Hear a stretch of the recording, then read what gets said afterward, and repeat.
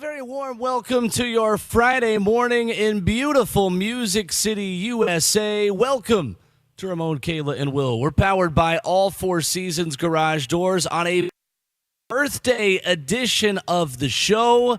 That is right, 104.5 The Zone, 20 years old. And today we celebrate all day. We're going to act like it here from 6 to 10 this morning, presented by Yazoo Brewing. That is where we broadcast live from this morning in Madison. We being Ramon Foster. Yeah. I'm Will Bowling. Robert Walsh back in our 104.5 The Zone studios. Kayla Anderson with a day off this morning. And it is very safe to say, ladies and gentlemen, that on NFL preseason eve, on Titans game day eve, it is Friday, and we're going to act like it.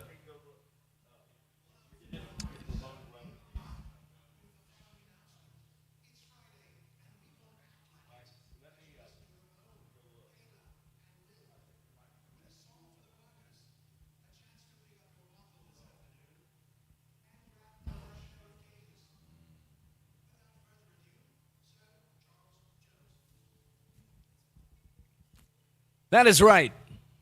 All the work is... It's a little bit different when we've got Tennessee Titans football playing tomorrow, but a great way to start your morning. Good morning, Ramon Foster. Good morning, Will Bowling. Good morning, Bert. What's going on? Good morning. I wasn't expecting to hear from you this early. You know what, man? I just got to say, I saw this lady just pull from the draft right here in the morning. Okay, I don't know what she did with it, but I guarantee you would absolutely take the excess of what she just poured out. We're at a brewery this morning, okay? I just needed you to know that. While also saying that, too, there is a beautiful sign at the front door. Bert, it's for people like you. You want to know what it says? Smoking allowed. No. Strike one. It says, all y'all are welcome, but you got to act right. Bert, act right today, please. I'm going to do my best. If you guys can hold me accountable to that. Yeah, I gotcha. That's by far one of the best signs I've seen. She's like, you know what? All I got to do is act right, and I can have a good time. I'm here for that. I would argue that we actually love Robert Walsh because rarely is he acting totally right. Robert, usually acting left. All right.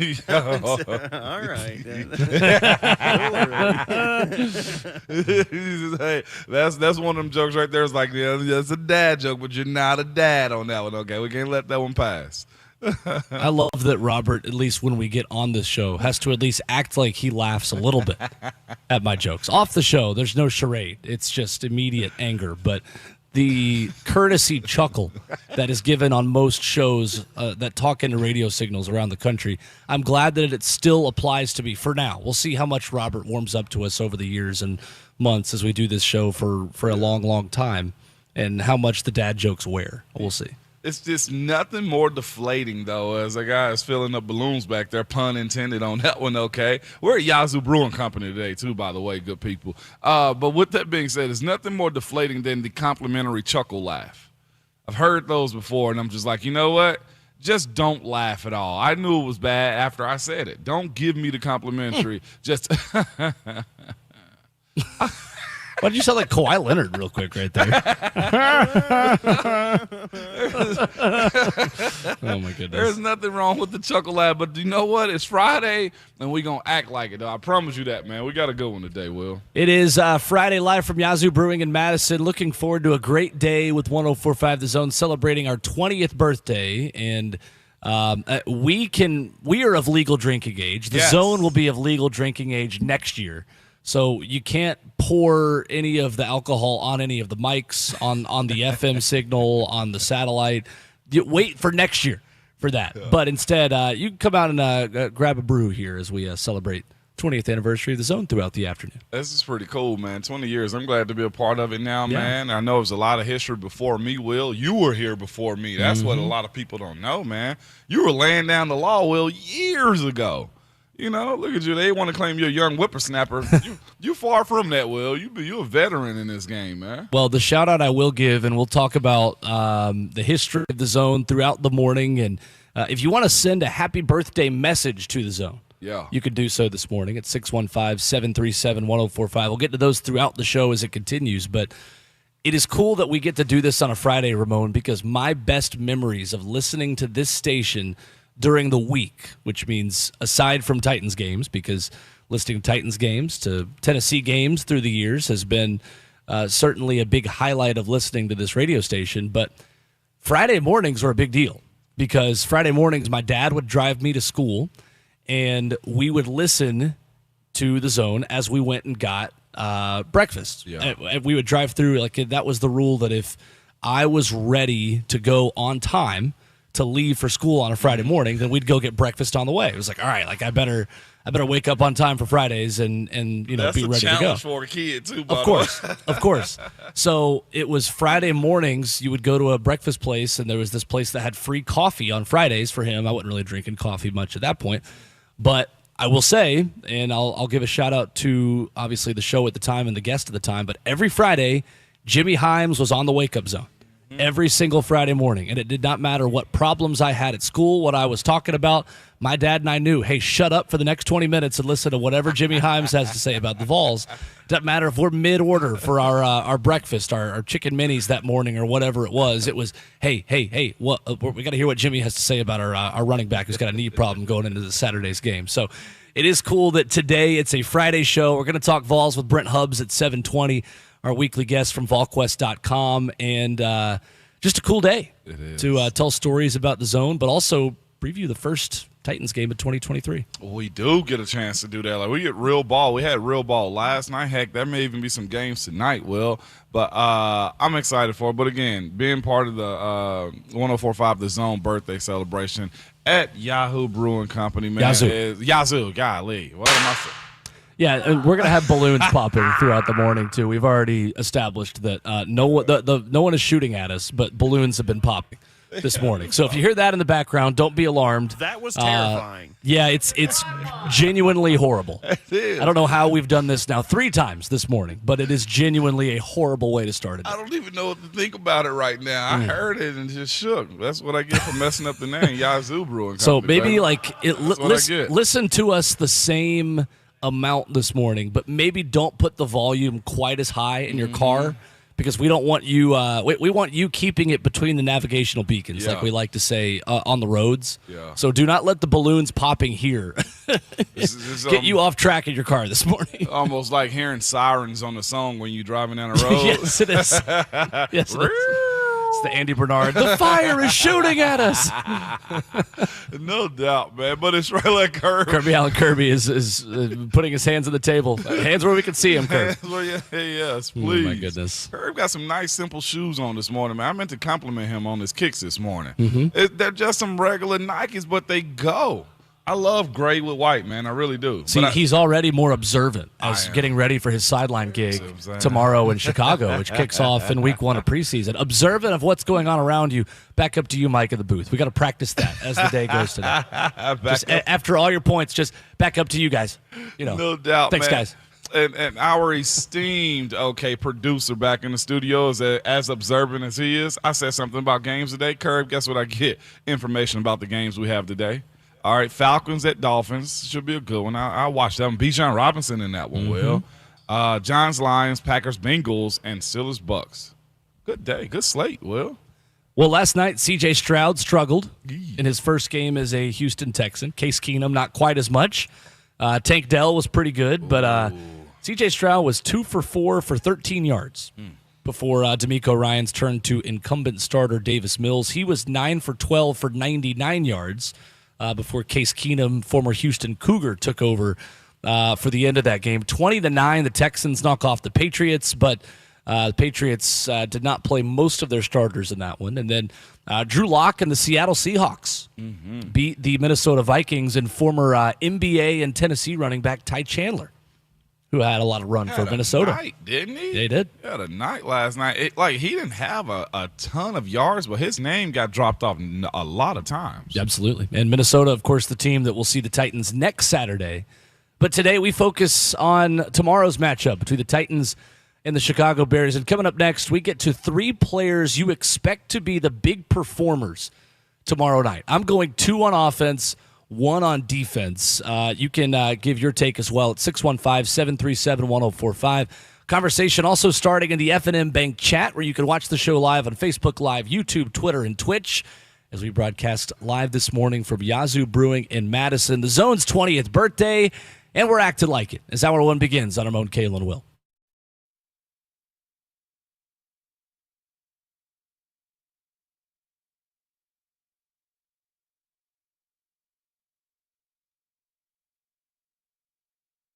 Hey, this is Kayla Anderson for the Ingram Agency, a local agency that was founded by the ground up in 2010 by Chris Ingram. Along with his team of fully licensed professionals, they've created a strong agency that focuses on serving all of Tennessee.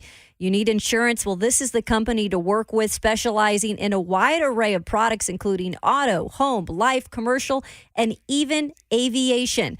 This isn't your average insurance company either. The Ingram Agency was founded on passion for education and support, and their goal has always been to guide and protect clients comprehensively. If you want to join a family-owned insurance company who cares about the customer, call the Ingram Agency, 615-206-8276, or log on to theingramagency.com. Rest easy with the Ingram Agency.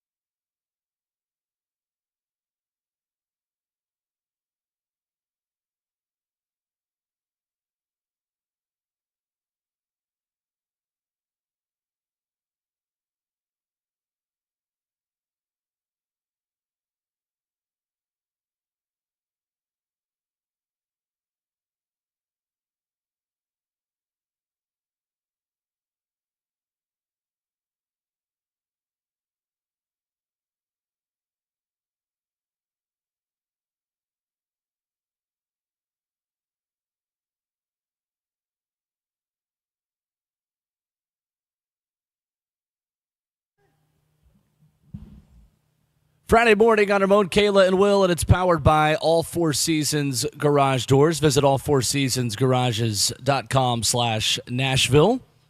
Live from Yazoo Brewing this morning in Madison, the Zone's 20th birthday. With Ramon Foster, I'm Will Bowling. Kayla Anderson on vacation this morning. Robert Walsh back in our 104.5 The Zone studios. What is the excitement level, Ramon, for your first endeavor on the sidelines tomorrow? It's about a 9 out of 10. It's about a 9 out of 10. I'll be completely honest with you, man. Going back on the field is something that's going to be different for me, especially not being a part of it, too. But just like, honestly, Will, being cautious of my surroundings, where I'm at. Not getting ran over by the camera crew, okay? That's smart. Not also getting run over by somebody on the sideline because I'm looking up in the stands trying to find the esteemed Mike Keefe and Coach Mack, you know. Got to make sure I was good. I talked to Amy Wells the other day. I had to go have lunch with her. I didn't have to go lunch with her. We said we were going to have lunch. Yes, I get to have lunch with her. And it was fascinating. She said, in between me in the field, it's always going to be an item or people. She was like, I am not getting ran over by somebody running off the field. I was like, that is a real pro tip right there that most folks don't think about is how many moving bodies are around the football field. Yeah, don't make the not top 10 is your number one goal of not getting knocked over by Derrick Henry, Traylon Burks, DeAndre Hopkins, literally anyone that could be running full speed at you. That is your number one goal tomorrow. It is. Don't make the not top 10. Please don't make the not top 10. And they'll find me, I promise they you. will. Oh, and name me too. We'll make sure that they find you if that ends up happening. Don't you worry. Dude, between you and artificial intelligence, I'm got. Some might say my intelligence is mainly artificial, honestly. Oh, you know what? We'll make it better, though, Will. Might be doing. So for tomorrow's matchup between the Titans and Bears, lots to preview on this as the morning continues. And Mike Keith will join us at 8:20. He'll give you your final marching orders, perhaps, as the show continues this morning. But 3 players you expect to be the big performers, not necessarily who you hope has a big day. We really had that conversation earlier in the week with the guys you are most excited to see who we feel like need a big performance, but this is simply a guessing game for us on who we think the big performers are going to be. And this conversation becomes interesting, of course, because we certainly don't expect all the starters to play. We don't expect Ryan Tannehill to be out there. Derrick Henry has no chance to be out there. Jeffrey Simmons likely the same way. But it's an interesting exercise because it's a good mix of names you know and names that are maybe on the fringe of the roster that we expect to assert themselves in a big way tomorrow in Chicago and throughout the entire offseason. So I'm interested to hear where you go with this because I basically have filled my 3 guys that I'm looking for with guys who are on the roster yet are finding themselves in a spot where they can earn a lot more playing time on the field once the season really does begin. Yes, that's where I'm at too, man. And the thing that the way I pick the guys that I'm expecting to have a good day, Will, is this, man. Guys that I know have to show too. These are the dudes that I'm looking at and the ones that I picked this morning. I got a real good group, man. Some guys you know for the most part. You told me a couple of who yours are. Yep. And I'm just looking at it and just saying to myself, all right, I got to go with guys I know will be out there but also have to make plays and should make plays. I guess that's where I'm at. Mine should make plays, Will. Well, let's go one by one. Okay. You lead us off. I'll lead us off. On the number one player you expect to be a big performer tomorrow at noon in Chicago. I'm going with Reggie Roberson. Okay. And it's simply because of this. He has been a hot commodity between Will Levis and Malik Willis this entire preseason. He finds a way to get his hands on the ball. He's a guy that is going to have to fight for a roster spot, but these are the type of games where you see dudes flourish in practice. It usually carries over into the game because why? The quarterback trusts those guys in the game too, and he's been a very steady guy at getting the ball in his hand in practice. I think he's certainly an interesting one, and honestly, I actually had his name down for the wide receiver I was most interested to see, and the guy I think will be a big performer, and then I ended up switching it to someone else I'll tell you about here in a minute. But it does seem like in games like this, the big performers are always going to be the ones who have established the most amount of chemistry with the twos. And when you talk about this game, Yeah, maybe there's an expectation that Traylon Burks could get a series or two. I would put it at maybe a 50-50 shot. That's where I'm at with it. That he plays, and guys like that who are household names from last season, yet they may not get to play with the quarterback that they ultimately are going to be on the field with this season in Ryan Tannehill. So how much chemistry does Traylon Burks or a Kyle Phillips, who we're going to talk about in a minute, really have with Will Levis and Malik Willis? That remains to be seen. But Reggie Roberson is a good pick, I think, because he has practiced predominantly with Levis and Willis. And I think the expectation needs to be high for him out of the gate simply for that reason alone. It should. No, not many drops from what I've seen in practice. Runs the routes well, gets open. That's the thing about him. I don't even know what his 40 time is, Will, but he continuously gets open. He may actually run a doggone 4.5. You know what I'm saying? I don't want to be disrespectful to dudes of 4.3 because that's a big difference right there. But he got football speed, football field speed, and it's shown time and time again. And just how often you hear or you read Jimmy Wyatt's write-up about who's getting the ball, he's a steady Eddie with it, man. Also a revenge game for Reggie Roberson as he was cut from the Chicago Bears practice squad last year. You know what? Not my friend. So a homecoming for the second-year player out of SMU, future ACC program, SMU maybe. Who's to say? Man. I'm going to go with Kyle Phillips for my first one. Okay. And I think I go with him for a couple of reasons. That dude has got to prove that he can catch punts. Yeah. And that he can be a consistent addition for this Titans team in the punt return game. So I think he's going to get opportunities in two phases of the game that maybe gives him a leg up over some of the other wide receivers he's going to be competing with in this game. I think Kyle Phillips, though, specifically as well, is maybe the starter on offense who will get the most amount of run outside of the offensive line. I wouldn't be surprised if Kyle Phillips gets a full half in this football game tomorrow because he needs to prove that he can be the guy that he was all of last training camp and get through at least a half of football healthy as well. You know what? I'm going to piggyback with you on this one because I could not pick him too. So Right. I just needed you to know he's on my list too, but it's for this reason right here. To what you just said, he is savvy enough and good enough and quick enough and shifty enough and aggressive enough to where Kyle Phillips can get the ball often and he should get the ball. But the reason I picked him, though, is I want to foreshadow what I think is going to be a good day for the young quarterbacks.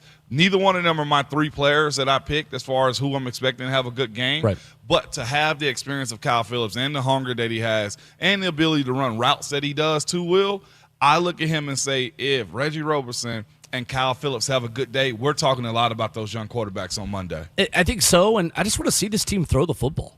Like, it seems like so often preseason games get very watered down in the third and fourth quarter because it's just run left, run right with a fifth-string running back that has no chance of making the roster. And that wasn't the case with the Titans last year, as Julius Chestnut in those reps earned a spot on the roster. So it can be done, certainly, but Ramon, offensive line play is so bad in preseason football. It is. It's really, really bad because is. you have second-string linemen who have never worked as a group of five ever, trying to literally introduce themselves to each other, I would imagine, in the huddle before you run plays. You said group of five like we're talking about college football. That's no longer existing. I know what you mean.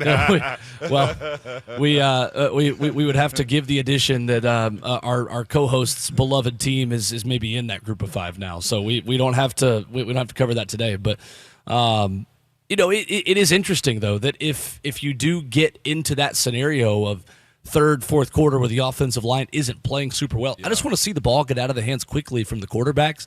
And that's why I think we each have two receivers on our list. I think you can expect as much passing in this game as you would any Titans preseason game we've had recently. Who would ever thought we were talking about a preseason game and the fact that the Titans should be passing a whole lot, though? I know. Think about where we are right now, man. That's very fascinating. And speaking of passing game, Bert's original team don't really pass a whole lot either, so maybe he's got some stuff that he want to see done in this game. Honestly, we should let Robert educate us about how to win preseason football games, considering the Baltimore Ravens have won every preseason game since Bill Clinton was in office. We're gonna keep on stacking them too. No, I'm just kidding. None of that matters. If your owner was Jim Irsay, you would probably be hanging a banner of preseason NFL champions. Most consecutive. I tell you one thing, I'd be smoking a cigarette on a golf cart. That's for sure. The guy I'm most excited to see, because I got that big boy love, is Jaden Peavy. I feel like you took my last one. He's going to get a lot of love in this game with a game where Simmons and Autry and Tier Tart probably don't see a lot of play time. And he's not going to – I don't expect him to have a gaudy stat line. You know what I mean? He's in the trench doing the dirty work. He's going to be up there catching blocks, but he's going to get a good opportunity to go against 2s and 3s to show if he has added a little dominance to his game and to not be somebody who just gets mixed into the fold. Jaden Peavy name has been on it's been on the rotation a lot this camp too, and I'm glad we get this opportunity tomorrow night, y'all, to really see these names do work. Because we can talk about and we can report about all the things that we saw at camp, but none of it matters to the ones who hadn't seen it yet. So I'm excited for him too, just simply because, like, I've been watching most of the OL and, trying to figure out the receivers and the running back situation. And I got this thing against defensive linemen too. Of course you do. So that plays into it a little bit, but I am excited to see Jaden Peavy, man. Well, and how many guys have the Titans brought in, and then 1 week later they're playing along Jeffrey Simmons and picking up a sack after, literally wearing a name tag in the locker room for the first time like 48 hours before? Tier Tart. I mean, genuinely, Tier Tart, Naquan Jones, another guy that if there's one thing you trust Mike Vrabel to do and his staff, it's develop undrafted defensive linemen, partly because I think you trust the experience of head coach Terrell Williams tomorrow, and his ability to develop that talent along the defensive line. But I think beyond that, too, playing beside Jeffrey Simmons and the way this defensive front operates with the talent they have, I trust undrafted players at the defensive line more than I trust undrafteds at any other position on this Tennessee Titans roster. I wonder what him and Jeff have the competition of who's going to get the most tackles and sacks if he's playing against him the same way he did with other guys on the D-line last year. They had DeMarcus Walker with him. I know, yeah. I know. That was the prime example last season of a guy that just came out of nowhere and then became a household name pretty quickly. Pretty good, man. You had him, too. The Peavy's on your list also, I did. Right? Yeah, I did. And Terrell Williams has been really complimentary of him and has said earlier in camp, I've seen the foot quickness, the use of hands, the pad level. Went on to say all of those things have improved. From where he was last year in training camp to where he is today, it's been a huge improvement. Some of that is growth. Sometimes you bring a rookie in, whether they're a first-round pick or an undrafted free agent. Just year-to-year learning how to work at this pro level is different. Jaden Peavy, 6'3", 310 pounds, and certainly puts himself in a very good place, I think, to battle with Tier Tart and Naquan Jones, in between Jeffrey Simmons and Danico Autry this season. No doubt about it. Bert, you have another dude? That was your one. I got number 3 coming up real hot if you don't. I'm trying to see how this running back room shakes up behind Derrick Henry as well, because what happens if Tajay Spears proves to be such an offensive weapon that he limits himself on special teams? He's such an offensive weapon that you don't want to risk losing him. Maybe even like a Kyle Phillips syndrome, but I feel like it's a little different. But when you look at the kick returner depth chart, it's Julius Chestnut, it's Hassan Haskins, and then it's Tajay Spears. The first two might not be on this week 1 roster. So if Tajay Spears is returning kicks, does that limit his offensive ability? I don't know. I think we see throughout the preseason how much he can contribute to this offense, and I'm looking forward to that as well. And his situation is very interesting because it seems to me as if he is waiting to be number 2, but he's not number 2 yet. Right. Because I don't know what's going to happen with Hassan Haskins as far as the legal, if he'll have to be suspended or anything like that. There's that black cloud over him, and he has to work through that himself. But the guy behind him is the guy that everybody feel like the jury is out on. Everybody knows Tajay Spears can play ball. And that's where it becomes very sticky. To your point, Bert, and the idea that do I really want him out there if he's going to be my number 2 running back getting reps?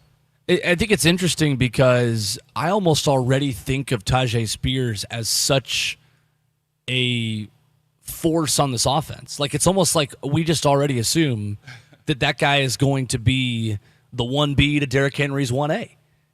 I mean, not from a reps perspective, but from a role that is different, that is carved out for him. I want to talk to Mike Keith about this later on because that was the conversation about Dontrell Hilliard this time last year.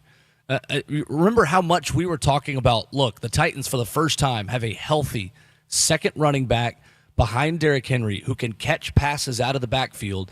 And when he was healthy, Dontrell Hilliard was an outstanding secondary option to Derek. I mean, in 2021, Dontre Hilliard and Deontay Foreman carried the Titans to the number 1 seed in the AFC. Yeah. So this time last year, that was a big topic of conversation as well. But I think specifically when you look back at the way Tim Kelly ran the Houston offense with Deshaun Watson when he was there was a ton of running backs catching the football out of the backfield. Sure was. That is a big principle of something he is bringing to the table when it comes to this Titans offense. And I think fans will now get to see what media has seen in these training camp practices of the creative ways they're going to get running backs open in space. And I think you're going to see 2 running backs on the field at the same time.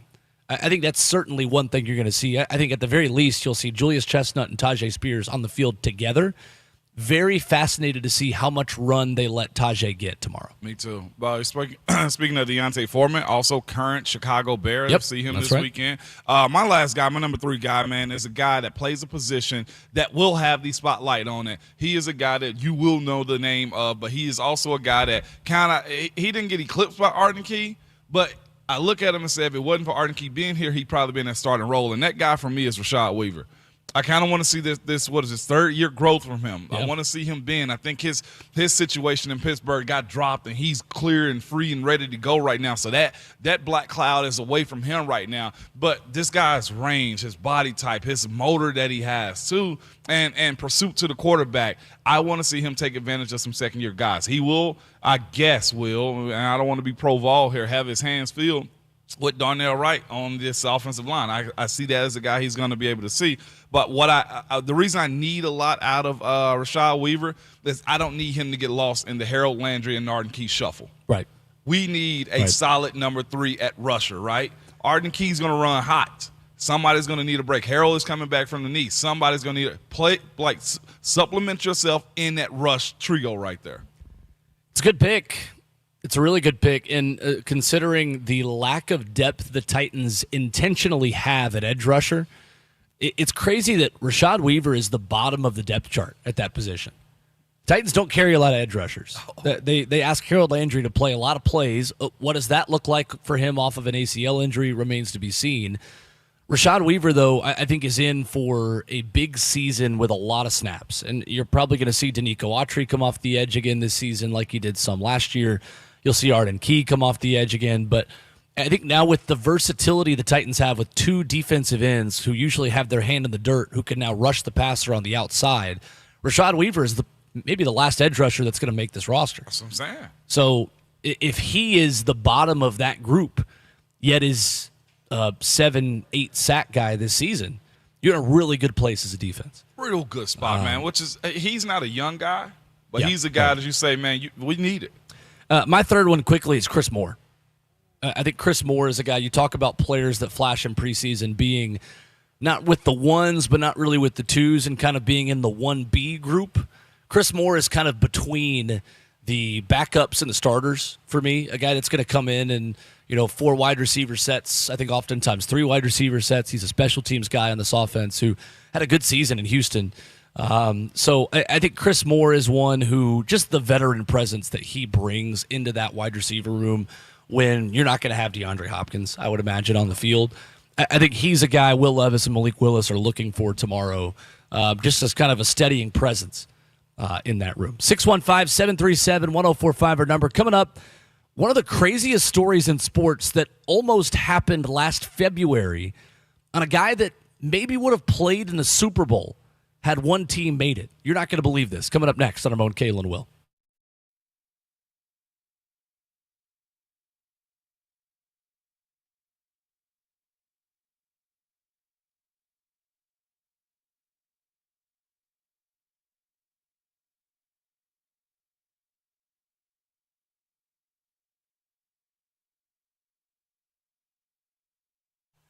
Hey, it's Will Bowling. Your home is like your car. It has many moving parts that can go bad if they're not maintained well. Well, that's why Lee Company advises customers to invest in their home maintenance plan to ensure their home runs well all year long. So sign up today, and for $12 a month, you'll receive 4 comprehensive tune-ups from 4 expert technicians every year to ensure your air conditioning, heating, plumbing, and electrical systems are always in tip-top shape. I love this from Lee Company because you can stay ahead of the changing weather here in Middle Tennessee, and for just $12 a month, your AC, your heating, your plumbing, electrical systems, they are always going to be ready for whatever Mother Nature throws at us here in Middle Tennessee. So you can learn more at leecompany.com or give them a call at 615-567-1000. The Lee Company Home Maintenance Plan. Sign up today for $12 a month at leecompany.com or give them a call at 615-567-1000. That's Lee Company, all you need.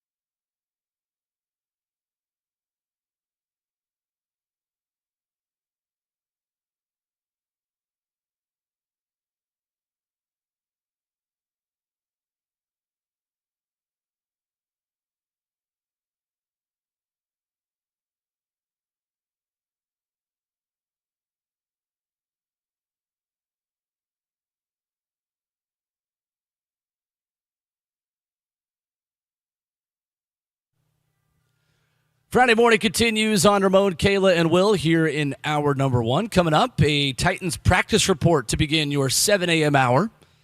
615-737-1045. Our number as we broadcast live from Yazoo Brewing in Madison for 1045 The Zone's 20th birthday today. If you were ever wondering the highest fee a babysitter has ever been paid, if the San Francisco 49ers had beaten the Philadelphia Eagles in the NFC Championship game, we may have learned. Because Kyle Shanahan confirmed yesterday that had the 49ers beaten the Eagles, he probably would have signed Phillip Rivers to come out of retirement to play quarterback for San Francisco in the Super Bowl. This is ridiculous. He was asked, Kyle, you mentioned in a past interview that you would have signed Phillip Rivers if you'd won the championship game. Is that true? He said, yeah. Was that based on conversations you'd had with him prior? Yes. Third question was, and he was on board with the plan? And Kyle Shanahan said he was prepared to. Now, that stuff we talked about throughout the whole year. We would have had to see how that was for the Super Bowl, but that was the plan most of the year. Wow. For the San Francisco 49ers. How about that? Talk about reaching back for a guy, man. I will say there are certain guys I would have loved to see get Super Bowls, and of course it would have came at the expense of somebody else. But Phillip Rivers being one of those guys, I think you can throw Dan Marino in there, although it's super controversial with what they said. He chose his numbers over actually choosing or choose money, whatever the case may have been with Marino. But I'd love to have seen him get a ring in his era too.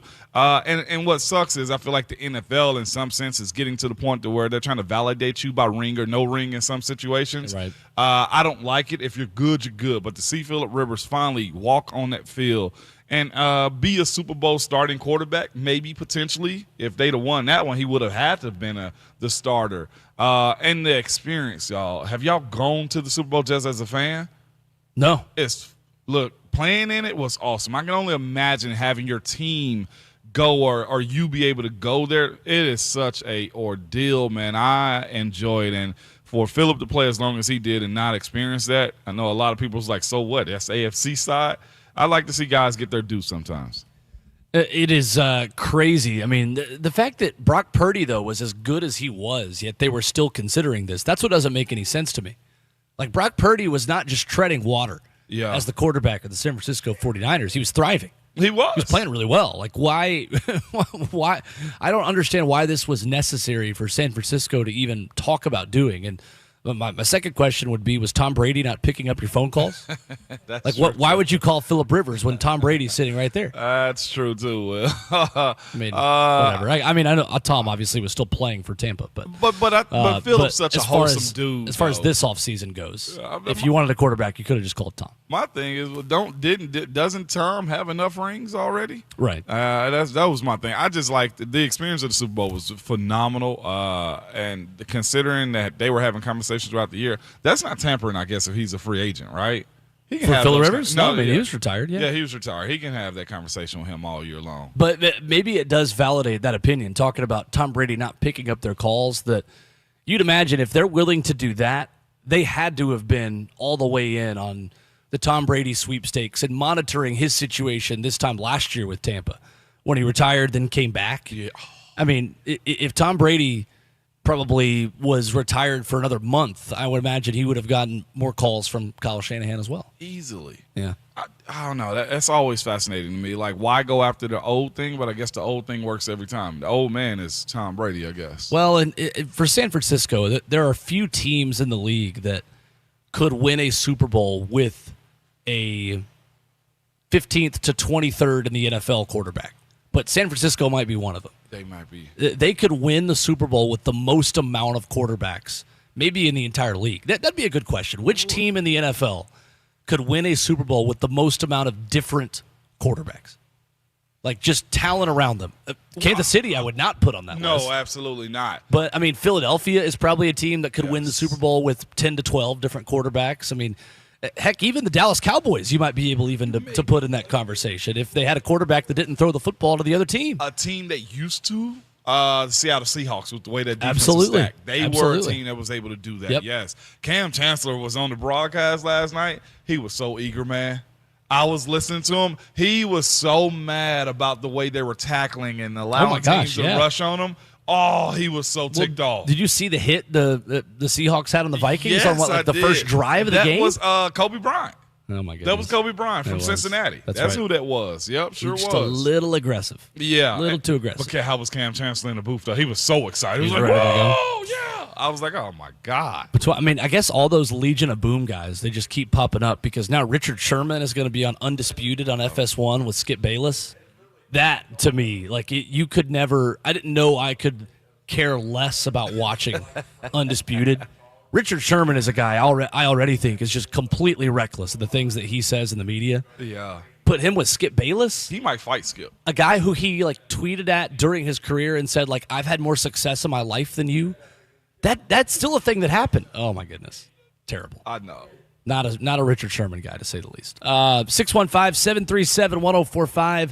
If you want to jump in on the discussion this morning, Titans preseason game day eve.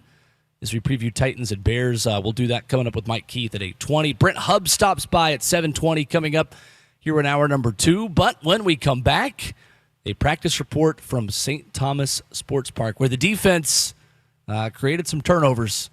Not a great day for Ryan Tannehill yesterday. We'll give you the details coming up next.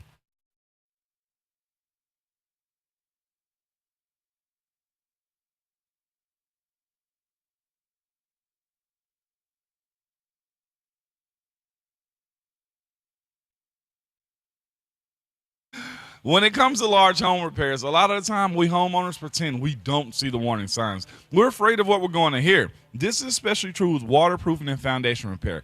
It could be something big that needs to be fixed right away, or it could be a small problem now that'll become bigger later, or it could be nothing at all. Bottom line, we don't know, and we certainly don't want to be sold something we don't need. We need a peace of mind. And United Structural Systems is the company to give you that. They have over 25,000 100% satisfied residential customers. And here's how they have made that happen. When a USS comes out to your house, you're getting a problem solver who provides a peace of mind to you, the customer, and the homeowner. You're not getting someone who is worried about meeting a sales quota or upselling the next big thing, but someone there to educate you and help you understand what's happening with your home.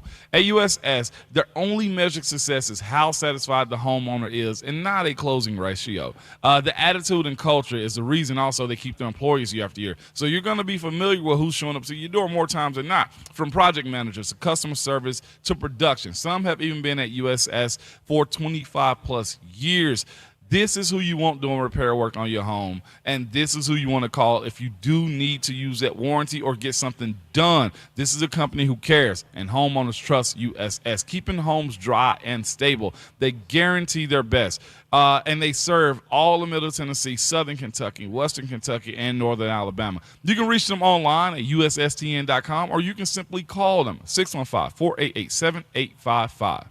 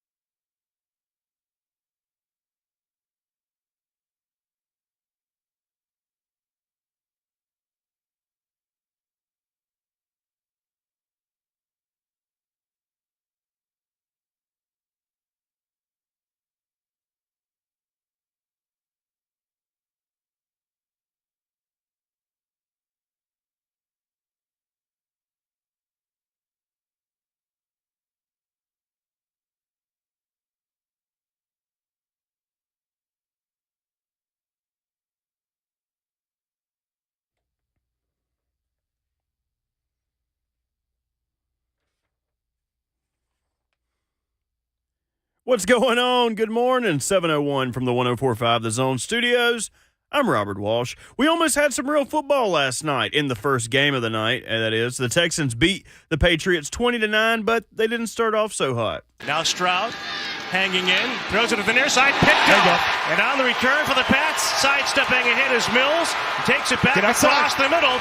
That was in C.J. Stroud's first offensive drive. He had 2 for the night. He went 2 for 4 for 13 yards, 1 interception, and 1 sack as Houston's offensive line struggled to protect Stroud early. In the late game, we saw Seattle take down the Vikings 24-13 as rookie Jackson Smith-Njigba saw early action, being targeted 4 times, pulling in 3 of those for 25 yards. And on the other side of the field, the other first-round wide receiver in the game, Jordan Addison, was targeted thrice and hauled in 1 for 22. Now, it's also a birthday. We got to tell 104.5 The Zone happy birthday as it's turning 20. You can celebrate 20 years of 104.5 The Zone as we broadcast live all day from Yazoo Brewing Company.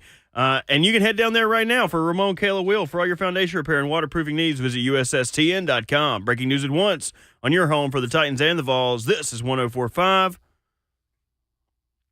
The Zone's birthday.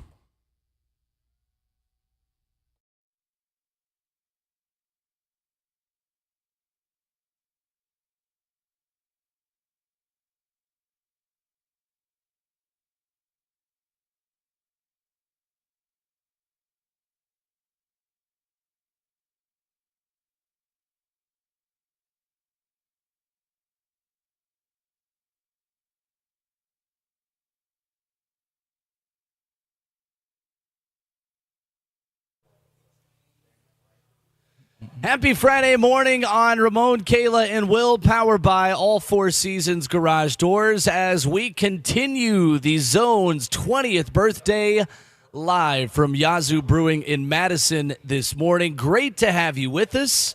Hope you'll stop by later as the tap room opens at 10 o'clock. We're going to have food trucks. We're going to have all sorts of prizes to give away each and every hour here as we celebrate the Zone's 20th birthday. And this time next year, they'll be able to actually drink themselves the radio signal. With Ramon Foster, Robert Walsh back on our 104.5 The Zone studios, Kayla Anderson on vacation this morning. My name is Will Bowling.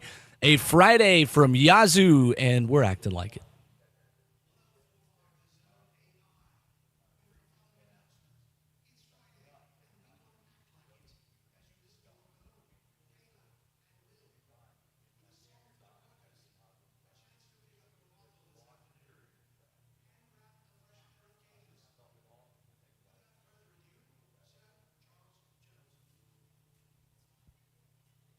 That is right. Friday, and we're acting like it on a Titans game day eve. Titans and Bears tomorrow right here on The Zone. The League Company countdown to kickoff begins your Saturday morning at 9 o'clock. Titans radio at 11, including the big man sitting next to me. How we feeling? Feeling good, man. Looking forward to it. It's Friday, travel day today, football tonight, last night. Sunday, too, probably will. Good in the city. I think the high is only 89. Don't hold me to that because I don't want to be a liar about that, okay? It is 70 degrees right now. Oh. 70 degrees. Yeah. So. I'm here for that. Feels good. Feels like fall a little bit. 1 week away from high school football starting as well, where football will officially be back. I've told you about my tradition on the first Friday of high school football, right? Dancing with Tate Matthews. Oh, that too. I do get on my way to the first high school football game every year. I get a pumpkin coffee from a place of my choosing on that day, just to convince myself that it's fall. And then I'll roll my windows down and put my AC as low as it will go, and close my eyes at red lights when I'm stopped, and tell myself it's a fall breeze. You sound. I really do. You sound like a woo girl right now, Okay, man. it's fine. It's fine. I guess I should tell the people where we are headed for our first Friday of high school football before we get to some Titans practice updates. Tell them.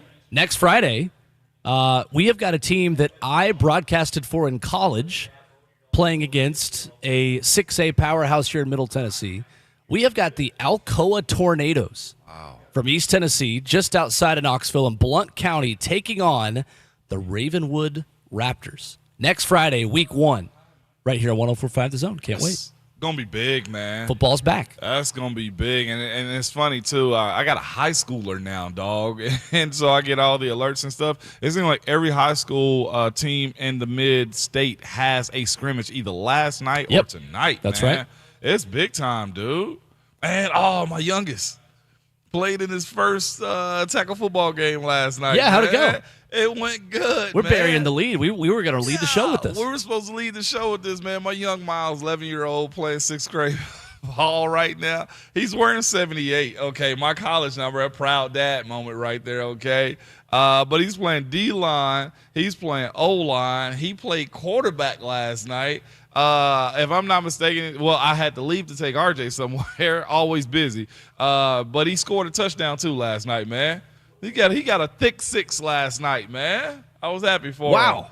That's awesome. That's a heck of a start for Thick 11-year-old. 6 for the boy. Yeah. While wearing 78. I was going to say, that's the first time someone in your family wearing 78 scored a touchdown, isn't it? Hey, Will, not even mad about it. You never recovered any fumbles in the end zone while you were at Tennessee? Never. Not even close at Tennessee. I wore 80. Awesome. I wore 89 and 85 in high school, and I was playing defensive end. I scored a safety touchdown. Snatched the ball out of the quarterback's hand in the end zone. Safety touchdown. Yeah, safety touchdown. That's just a touchdown. That's just a touchdown. There's no such thing as a safety touchdown. You know what it was? It was supposed to be a safety, but You played the sport for 11 years professionally. I stole the ball from the dude in the air, okay? I snatched it. I said, give me those cookies. You feel me? But it was a cool Sound moment. like Lee Corso. Give me that head. Give me that. Don't give me Give me that ball. Oh, no. Save it, Bert. That is the sound of a Saturday morning of you're waking up, you're drinking your coffee. Lee Corso, give me that head. Speaking of which, they'll be back at sometime soon, man. Are you okay with Pat McAfee? We know what's about to happen. Yeah, I love Pat Pat McAfee's about to take that spot from Corso, or he's about to be blessed to take that spot. Long from term, Corso. I think it's a great transition. I think it's do, perfect. too. I used to look at McAfee and be like, what are you doing? It grew on me. And then I recognized the path. Yeah, I saw sure. the plan being laid out, man. I got to give people props when they do stuff like that. Pat McAfee's turned his thing into a what, Will? Into a business, into a career. Business. Yeah. He has, man. Certainly has. But that Saturday mornings is awesome. Yesterday, a big day for the Titans defense. 3 interceptions for them. Ryan Tannehill, not his best day at St. Thomas Sports Park on a Thursday afternoon. He was 7 of 16. Had interceptions thrown to Roger McCreary and to Amani Hooker. And the Amani Hooker interception was on the very first play of 7-on-7s yesterday. Came on a pass intended for Chris Moore. Christian Fulton got his hand on the ball, knocked it up, and Amani Hooker came down with it. Tannehill throwing a little more picks this week. That's 3 of them now this week. And you know what? I don't even want to make the excuse on the tips as they continue to happen. I'm trying to figure out why the tips are happening also, Will, when it comes down to those interceptions, because the same thing happened in the Cincinnati game as far as those interceptions. And no matter what, you look at the doggone box score, what is it always going to say? INT. It doesn't say INT by tip. So however his ball is coming out, or they're able to predict his passing and whatever the case may be, these almost hit the ground interceptions do have to get cleaned up. Yeah. It's to me a little bit more of a talking point considering how much the interceptions in 2021 were an indicator of the interceptions that happened that season. Like we kept saying in the 2021 training camp, all good. Just training camp, not a huge deal. He's throwing a lot of picks. And then later in the season when Ryan Tannehill threw a lot of picks and then threw 3 of them in the AFC divisional round, we kind of made a mental note of, okay, maybe that was a sign of things to come. But I don't want to overreact because new year, new him. I feel like we got to give it that respect, right? But those reports are what they are, and hopefully he adjusts to whatever he's missing on right now. Right. Other takeaways yesterday from practice, DeAndre Hopkins, who got the day off on Tuesday, was back out at practice and did not begin the practice with the team, came out later on in the session. Tannehill did connect with Nick Westbrook-Akine on a touchdown across the middle in 7-on-7. NWI with a busy day, despite 1 drop in the end zone later on in practice. Malik Willis, 7 of 12 on the day, had a deep touchdown pass to Chris Moore and also had a 2-minute touchdown for his crew yesterday as well. And then Will Levis had completions on 3 of his first 4 passes, including a touchdown to Mason Kinsey in 7-on-7 red zone. He was then intercepted as well by Alonzo Davis midway through practice, but ended the day 7 of 12. So going into the first preseason game, Ryan Tannehill practiced so far, according to the legend himself, Jim Wyatt. Ryan Tannehill, 89 of 145. Malik Willis, 63 for 111. Will Levis, 65 for 107. So Malik Willis and Will Levis essentially with very similar numbers at this point through camp. Yeah, and again, this is the process of camp, and hopefully this just means more competition in practice. What you don't want is this trend to bleed into games, Will, So that's what's most fascinating about it, and we don't need the BTS showing up. Battered Titan syndrome, man. When we speak about Tannehill and interceptions. So hopefully he'll be better in live games. Coming up next, Brent Hubbs of VolQuest.com joins us. One Tennessee starter is going to be down for a couple of weeks, but will he be back for week 1 against UVA on Labor Day weekend here in Nashville? We get the latest on Cooper Mays' status after a small procedure took place earlier this week from our guy, Brent Hubbs, who joins us. Coming up next, right here on Ramon, Kayla, and Will.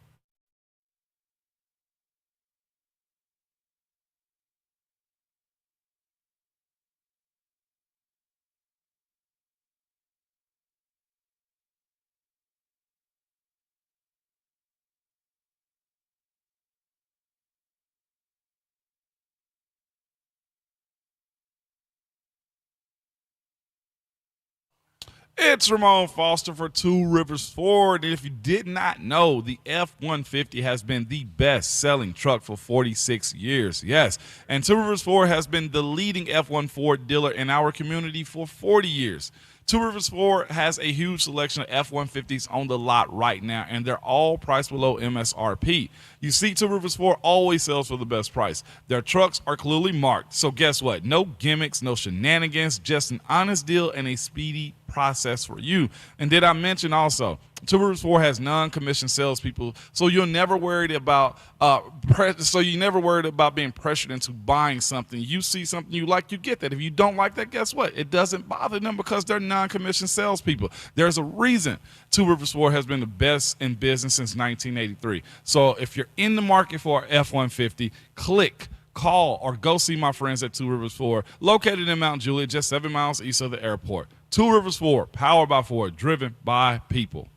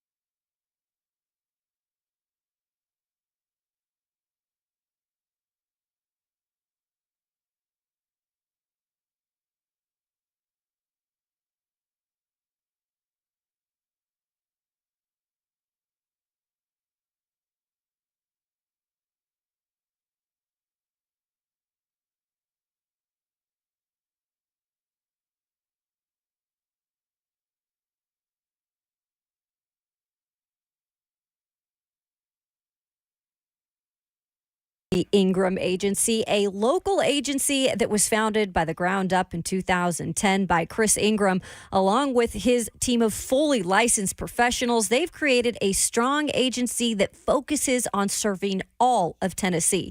You need insurance? Well, this is the company to work with, specializing in a wide array of products, including auto, home, life, commercial, and even aviation.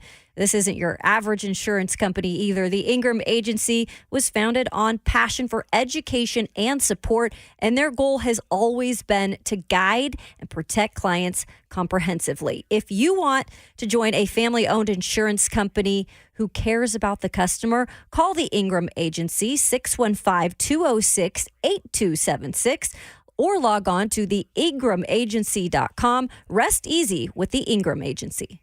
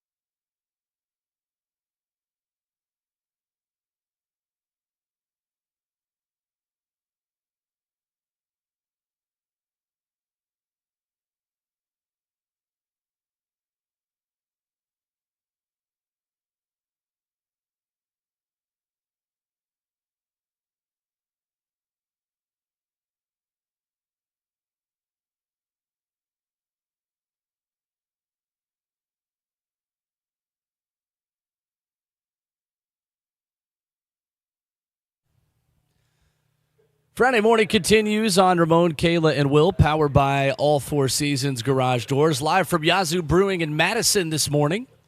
With Ramon Foster, I'm Will Bowling. Kayla Anderson with the morning off as we go to the phone lines and bring in our very good friend Brent Hubbs of VolQuest.com this morning, talking Tennessee fall camp. What's up, Brent? How are you? I'm great. How you guys this morning? Good. Good morning. We are great, and Brent, we are excited today for the first time to, I guess, debut what our normal football schedule is going to be. So we talk with you at 7:20, and then we are actually now starting today talking with your good friend Mike Keith every Friday morning at 8:20. So it feels good to have, the two longtime friends and, Titans and Vols back-to-back hours. Going to be good to have you guys back-to-back on Fridays. I'm just glad I get out of the way of the GOAT before he comes on and tells everybody how it is with all of his knowledge, and he doesn't stumble trying to find the words and remember the stats from Ripley High School in 1997 or 99 or whenever it was. So let me get out of the way before the GOAT arrives today. Of course, I know he's excited about getting things started with the Bears and preseason game. But, yeah, looking forward to doing this all fall long with you and him as well. Absolutely. That's how I feel anytime I talk before Ramon and Kayla. Let me just get out of the way for them, too.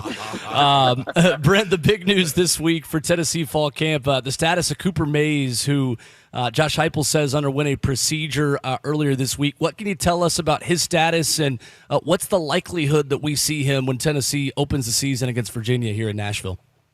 Well, I think that's up in the air. Josh Heupel said a couple of weeks. I don't know if we don't really know if that means 2 weeks or if that's the old, couple of weeks means, a couple of weeks, but it could be 3 or 4 weeks. So I know Cooper says and has told some people he's planning on being ready to go for the opener.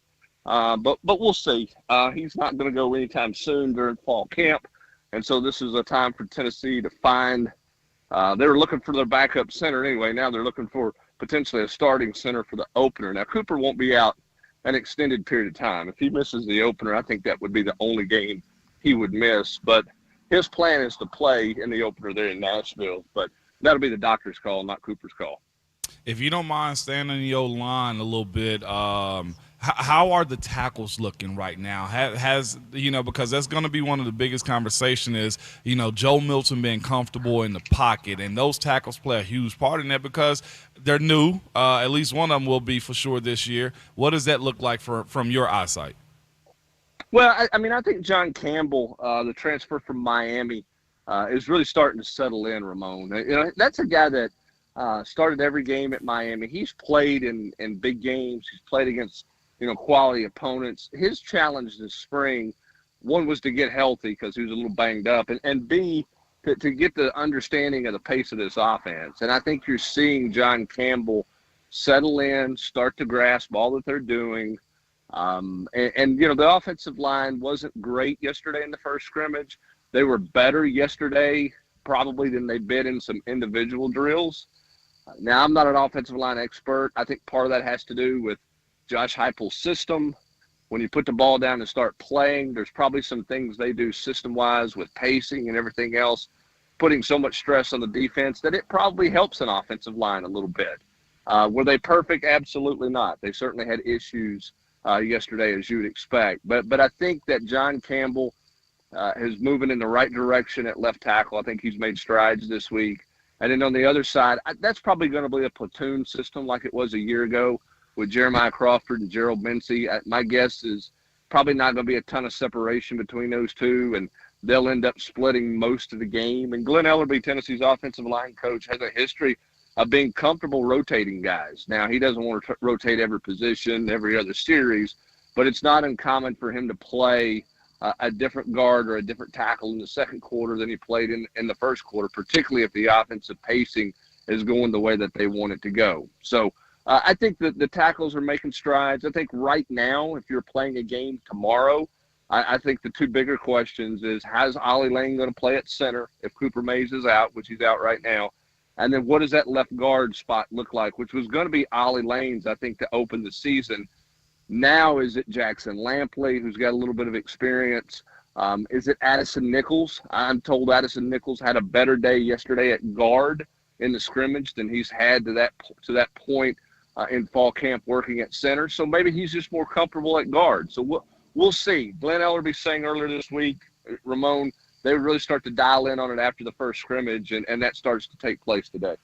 Brent Hubbs with us this morning, VolQuest. And if you guys aren't subscribed to it, man, he does his War Room every Friday or the end of the weekend. It's a lot of nuggets in there, Brent. We get a lot out of this, just so you know, man. And one of those things is the lack of wide receivers that Joe Milton had to work with this past week. I guess the good thing is there's a good bunch of talented wide receivers in that room that he's throwing to. How did that go for him as far as you know in his last scrimmage?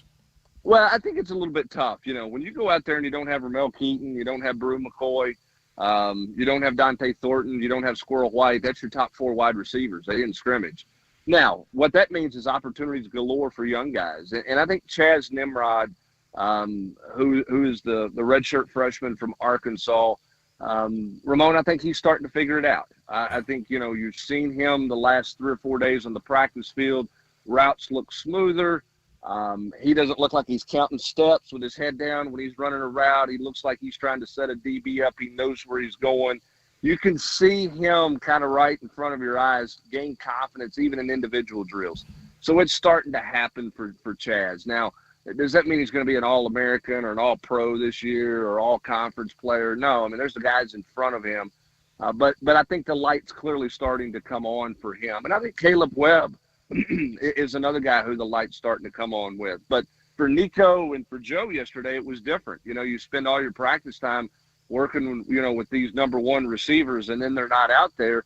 That changes a good bit of what you're doing because they're running their routes a little different than, you know, the 2s and the 3s run around a little different than the starting guys you work with every day. But it's okay. I think Tennessee erring on the side of caution right now with those guys, which I totally get. I mean, I think that's the world we live in when you lack depth. You know, I would have never scrimmaged Cooper Mays had he been healthy. There's some other guys on this team after yesterday. I don't know how much more true put the ball down scrimmage work you're going to get. I think the second scrimmage is going to be largely about building depth. Aaron Beasley, Keenan Peely at linebacker probably don't need a lot more work. Let's turn it loose and see what Jeremiah T-Lander can do and Arian Carter can do, because they need all the reps they can get right now learning this defense. So that's kind of where you are in college football. It's a little bit like the NFL preseason, right? The veterans get just enough to say, okay, you know, we're good, and then, you know, you shut some of those guys down. And I think in the day and age of college football, we're moving more and more in that direction with older guys. Brent, we are given another submission from the audience of our friend Grant R. in Blount County, should you choose to accept here, who says, ask Brent Tell to him compare... to get out of the school line. He says, ask Brent to compare Dante Thornton to Gilly Walker. Speed is what you got right there. Those of you who don't understand the Andy Griffith reference, I'm very sorry for you. But that's all Gilly Walker ever thought about was speed when they took a car apart in the courthouse on that fantastic episode. But Dante Thornton can run. Now, he's got to figure the rest of it out still. I mean, I think there's some moments where, you know, he makes some mistakes, but that'll come. That'll continue to come. The good news is he's practicing every day. I know they didn't scrimmage him, but they're going to be cautious with him. He's had a history of some hamstring issues, so they're not going to take a lot of chances with him, give him some time. For him, it's more mental right now to make sure he knows exactly what to do all the time. But, I mean, I don't know about Joey Halsley's, you know, Joey Halsley made him sound like a combination of Jerry Rice, Odell Beckham Jr., and Tyreek Hill in his opening press conference. That's probably a little much, but the guy's super smooth, and he can really, really run with terrific size. He can cause you problems in the slot, but you can also put him out wide and tell him to put his head down, take off sprinting down the field, and he can get behind somebody too. So that's a weapon Tennessee's going to have a lot of fun with, I think, this fall. Brent, some names in the secondary that are interesting right now. Brandon Turnage, you guys read about him in the war room, of a guy who's had a good start to camp. Kamal Haddon and Danico Slaughter, who were slotted in as starters at that position. But with Tamirian McDonald injured, how interesting is that battle becoming at the star position, as Tennessee really seems to have a lot of depth at the defensive back spot? Question is, who kind of emerges out of that group? What are you seeing and hearing about that position right now? Well, you know, I think it's Tamarian McDonald's when he gets healthy and gets back. But they're trying to see what Warren Burrell can do at that position. And then Jordan Thomas is a guy who played safety last year. They've worked him at star. He's got to get settled there a little bit. I think he was starting to get settled at safety, and then they moved him around, and it's been his head's been swimming a little bit, but he's got a lot of talent there. I still think at the end of the day it's going to be McDonald when it's all said and done. But the question is, if somebody can run with that star spot, does McDonald get a look at safety to create a little more depth at safety? I don't know. My guess is no. McDonald will stay at the star because he played there all last year, and that's such a vital piece to what you're doing defensively now. And Willie Martinez has had terrific success with that position throughout his career, but particularly at Tennessee. I mean, he turned Justin Coleman into an NFL veteran. Theo Jackson's in the NFL because of his 1 year play in that position under Willie Martinez. Tamari McDonald was a surprise starter a year ago who started every game and was effective. So I think they'll be okay there. The question is, do they look at taking somebody from that group over the course of the next week or two, and try to really work them in at safety to create some depth there? A guy I didn't mention in the war room and should have, Andre Turrentine, is a guy who is getting more run at safety as well as they try to create some depth. Wesley Walker did not scrimmage yesterday as a precautionary thing. He's a little bit banged up. He'll be fine. He'll be a starter at safety. But because he was out, you're seeing a lot more work for Andre Turrentine, and you're seeing a lot more work for Christian Charles as they try to build some safety depth. At corner, they got a lot of bodies. And I tell you, those two starting bodies, if they can stay healthy, and Slaughter and Kamal Haddon, are different than Tennessee's had at corner on both sides. They've always kind of had one long guy. Alante Taylor was a long guy. Both of these guys, Slaughter and Haddon, are really long, got really good size, which if they can stay healthy, they could be significantly better at corner with the experience that those two guys have and the physical presence they bring to that position. Brent Hubbs, VolQuest at On 3 with us this morning on Ramon, Kalen, Will, and Brent. Josh Heupel spoke about Nico Iamaleava not making the same mistakes twice in his first fall camp. How much confidence do you feel like this staff already has in him as we get ready for a game against Virginia, where I think we all expect him to maybe get a little bit of play if Tennessee can put that one out of arm's reach late in the game? Well, I mean, let's make it clear. This is Joe Milton's offense. It's Joe Milton's team. He's the starting quarterback, and I know you're not suggesting anything other than that. But to your point with Nico, I think Nico's interesting because it kind of feels a little bit like the more traffic you put on the field, the better Nico plays. And I've seen quarterbacks like that. Ramon, you've seen quarterbacks like that, routes on air, okay, pretty good. One-on-one, okay, not bad, get a little better. 7-on-7, seems to be a lot more comfortable. Get 11 of them out there and get a lot of chaos going on, seem to be better in those moments. Nico scrimmaged well yesterday. Now, he's been practicing well, but he seems more comfortable, the more people you put on the field, which I think is a great attribute for a quarterback. He doesn't make the same mistake twice because he is committed to learning. Guy puts in unbelievable hours in the film room. He realizes even though he's got all the hype and he's got all the stars and all that, he's got to go to work every day to learn what to do, and he's doing that. So I think he's starting to make strides. I think he took a step yesterday. I think he'll continue to take steps, and I think there is a lot of excitement about the future with Nico. Yeah, they'll try to get him on the field and play him, when they can, and try to have him ready in case he were needed for whatever reason. But I think there's a lot of belief in the direction Nico's going right now, in part because of his work ethic. The guy's a learner. He likes to learn. He loves to study. He's a fast learn guy. I think it's going well for Nico right now. And Brent, that leads me into my next question. It's crazy. We were on the same page on that one, but ESPN and Bill Connolly released a 25 most important players in the 2023's college football playoffs.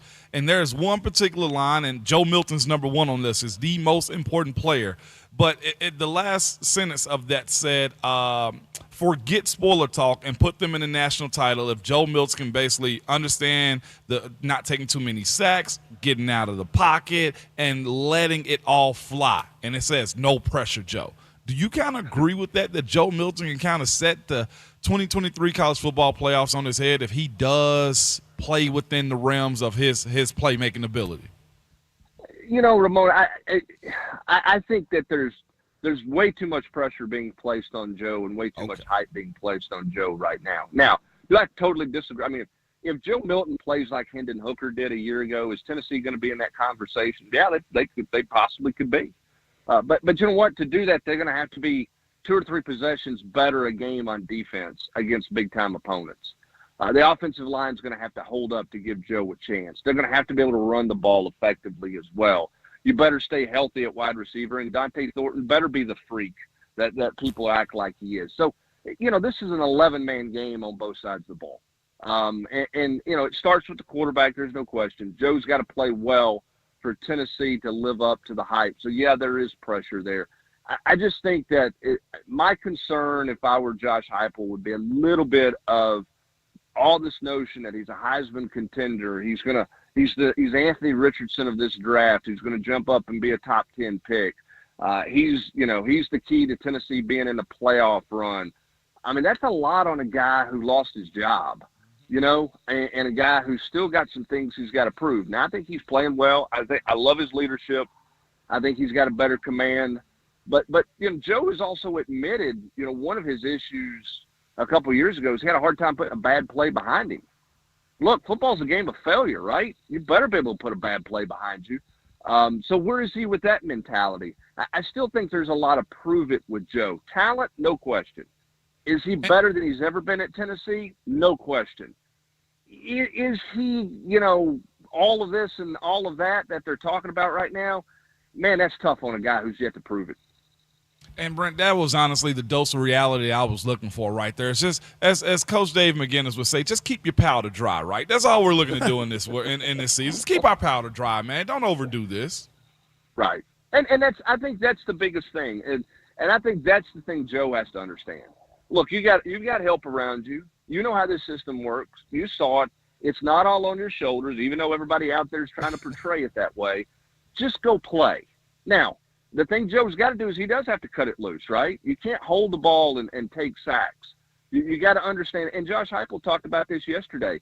One of the next areas, one area Joe has to continue to prove on, and it's a lack of experience, is game management in situations. If you're backed up, you don't take a sack. 4-minute drill, how you managing the clock. 2-minute drill, how you managing things. He knows where to go with the ball. He's seeing the field really well.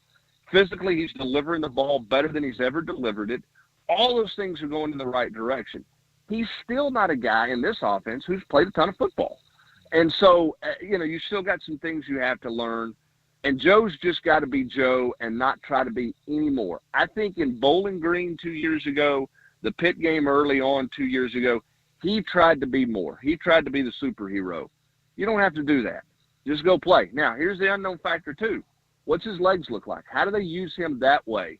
All those types of things. There's this assumption because he can throw it 90 yards or 87 yards, that he's Brett Favre or whatever, and Ben Roethlisberger and all this. Let Joe be Joe and let Joe grow and develop in this system now and let him continue to grow as the season goes along. If he does, then Tennessee could be in the conversation if things fall right for them. Brent Hubbs in hour number 2, Mike Keith in hour number 3. That's your Friday morning routine here on Ramon, Kayla, and Will. Brent, thank you for the time as always. Really good stuff. Definitely. Absolutely, guys. We'll talk to you next Friday. Tell the GOAT I said hello. Yes, sir. We absolutely will. There's Brent Hubbs with us this morning here on Ramon, Kayla, and Will with special guest submission listener Grant R. from Blount County. Good to have him watching and listening to the show. That is our friend Grant Ramey of VolQuest.com, potentially. Who's to say? I know. That's what I'm saying. Like, who, Grant R., you said? We don't have the technology to know. There's no way to know what goes on in the Tigers. Never heard of. That's right. Coming up, a little NFL preseason recap from last night. C.J. Stroud with a not great debut for the Houston Texans. We'll give you details coming up next.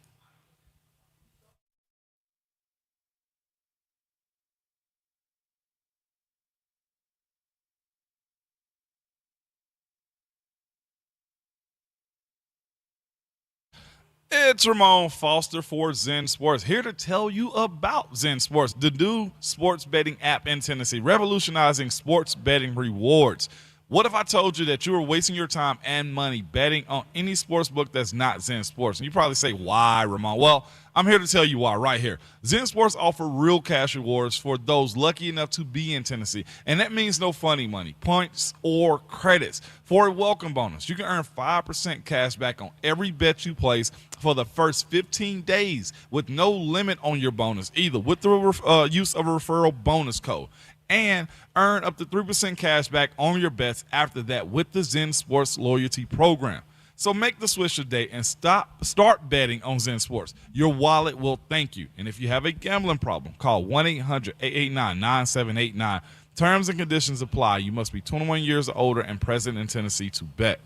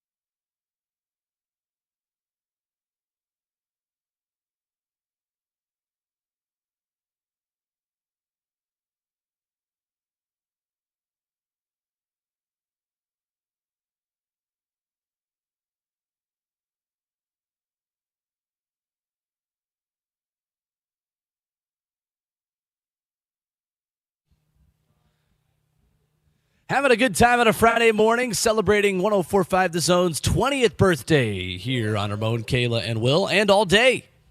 Live from Yazoo Brewing in Madison. Great facility out here, man. This place is awesome, right on the river. We got food trucks stopping by at 11. We've got door prizes, things to give away all day. Come grab a drink, take a long lunch, or just take the Friday. I was already at the bar getting information on the brews out here, okay? Some IPAs. They have this Black is Beautiful beer up there. I'll probably get a 4-pack to go home. Absolutely. We've already established that. 10%. Whew. You were talking Good about prizes. Are 104.5 The Zone employees eligible to win those prizes? We may. It's a good question. Like, Goodwill employees can't buy things from Goodwill. So, I didn't know if it was something like where I wouldn't be able to win the prizes. Because I do understand there are some incredible prizes. Here's what we know. We know 104.5 The Zone employees are eligible to eat the food once it gets here. But it gets here after we are gone. So You know what? we are not eligible to eat the food because it doesn't get here till 11, but that's okay. There's an old saying in Carolina. It's in Tennessee, too. Bert, I just need to know and see it exercise. I thought the early bird got the worm, and we get no worms in the morning, man. Is that an old saying in Carolina, too? Probably in Tennessee. I know what's in Carolina. It says, fool me once. Fool me once. Fool me once, you get the worm. Fool me twice, you can't get fooled again. Fool. Can't put the blame on you. 615-737-1045, the number. Let's go to Micah in Nolansville, waking up early with us this morning. What's up, Micah? Hey, I had a question about the game tonight, the Nashville SC game against Minnesota United. I was going to ask you guys, what is your guys' prediction for this game? And then I've been wondering, what are the benefits of winning the Leagues Cup? Thanks for taking my call. Love the show. See ya. Thank you, Micah. Appreciate the call. I think Nashville gets a win tonight. Nashville SC in quarterfinals of Leagues Cup 2023. The big competition between Nashville SC, MLS teams, and Liga MX teams. Minnesota United, fourth ever meeting between Nashville and Minnesota, former Western Conference rivals, now a cross-conference matchup. So the benefit, Micah, is that the top 3 teams in Leagues Cup make the CONCACAF Champions Cup next season. So if you are familiar, Ramon, with soccer, where each continent has a league and then they have Champions League, where Champions League includes everyone on that continent. This would be Nashville's first opportunity to play in the CONCACAF Champions League called the Champions Cup starting next season. If Nashville wins tonight, then they would guarantee themselves 2 more games because they'd be in the semifinals, and there is a third-place game. And the top 3 teams all make Champions Cup. In addition to that, each player gets a very sizable, hefty bonus. So I was just going to ask. If you do win, and we actually talked to Gary Smith in his press conference yesterday, Nashville SC manager, and he said, I think beyond the Champions Cup tie-ins, the players have seen how much money they get if they win it, and I think that's a little bit of a motivating factor. So right now they're getting paid off their contracts, meaning this is bonus money, right? Like this is playoff money right now? If they win the cup, they get like big-time bonus money. Okay, but that's the as point. they're playing right now, this isn't just so friendly. I think this is not just – I mean, this is a part of their salary, yes. So what we're saying, essentially this is like an all-star game for teams. Not really. It's not? Well, I mean, It's like an intermission monetarily, of the yes, season. it is. And it seems like, yes. at least as far as this goes, they figured out how to engage everybody to play in it, too. There you go. Because it seems like That's in right. all sports, Pro Bowl, All-Star games, everything but it seems like hockey or the MLB All-Star game, nobody wants to play in it. And they have incentivized these guys to play in it. This isn't really All-Star. They have their own All-Star game. They do have an All-Star game, too. This is not like the All-Star game. This is a heck of an intermission for the middle of the season. And which, by the way, remember the NBA is going to start doing this too and take a Yes. month-long, not a pause, but they're going to have a mid-season tournament now as well. Oh, wow. So for those of you who, maybe shake your fist at the sky a little bit when we talk soccer mid-season tournaments, basketball is about to do the exact same thing. On the way, baby. That's right. It's going to be really fun tonight at Geodis Park. You should be there Friday night. In the city. In the city. Football Nice starts weather. tomorrow. Football getting started in September. This is the Friday night you need in your life between Nashville and Minnesota. And if you hadn't been to Geodis, y'all, I'm telling you, it is a good time. It's awesome. It really is. It is I'm not awesome. even upselling. You don't have to upsell it because it's going to sell out regardless. That's right. But it is a real good time. And the way the breeze flows through, as far as like the indoor is covered, you get an opportunity to be in and be out. That was one thing I was surprised about when you said, Moan, it's like 2 hours and you're out. Like, no, it really is about 2 hours and you're out of there. Right. Unless Unless you have extra time like you did last week. Or That's early right. this week. Yeah, when we had penalties. So 7:30 start. Lucas Panzica, Jalil Anibaba on the call tonight, right here on 104.5 The Zone. Certainly looking forward to a really fun night at Geodis Park, and certainly you should be there. Last night, though, not a fun night for C.J. Stroud, who struggled in his first preseason start. Clearly, we can close the book on his career as a Houston Texan after one preseason game. Played 2 series, went 2 for 4 for 13 yards and an interception against the lowly New England Patriots. I have to enjoy saying lowly New England Patriots anytime I can.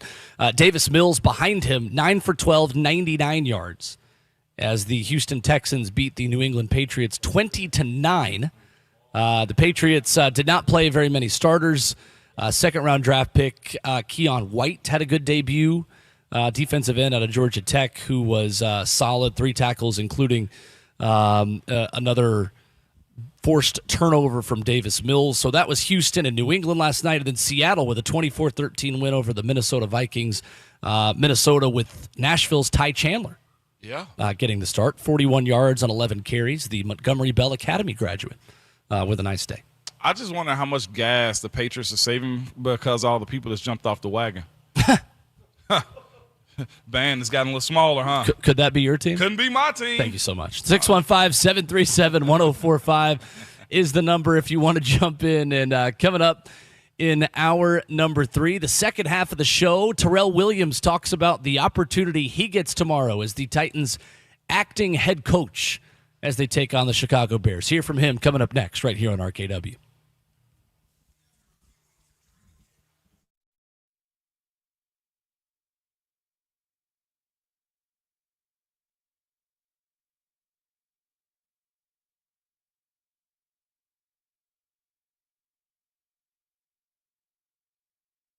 It's Ramon Foster for Genesis Diamonds, and don't be surprised this week to see other jewelry store owners, yes, the owners, shopping at Genesis Diamonds. They'll be taking advantage of Genesis' most aggressive offer. All GIA diamond engagement rings marked down an extra 20% below Genesis' everyday price. That's right, the vault is open and Genesis is selling the finest handcrafted diamond rings at rock bottom prices, now for a limited time. And if you didn't know, the GIA is the world's standard in diamond grading. They certify accuracy and document quality, so you can buy with confidence when you walk into Genesis. And every Genesis engagement ring included in this event, they have from a half a carat all the way up to 20 carats, all shapes to rounds, radiants, pear shape, princess cut, emerald cuts, cushion cuts, ovals, whatever you want they have. There has never been a better time to get an extreme value price on a GIA certified diamond, perfectly set in a gorgeous engagement ring. Hurry in for the best selection. It's Genesis GIA Diamond Extravaganza, where you're saving an extra 20% on these rare, precious diamond rings. Now for a limited time and one per customer, please. Exclusively at Genesis Diamonds, located in Green Hills and Cool Springs. See store for details.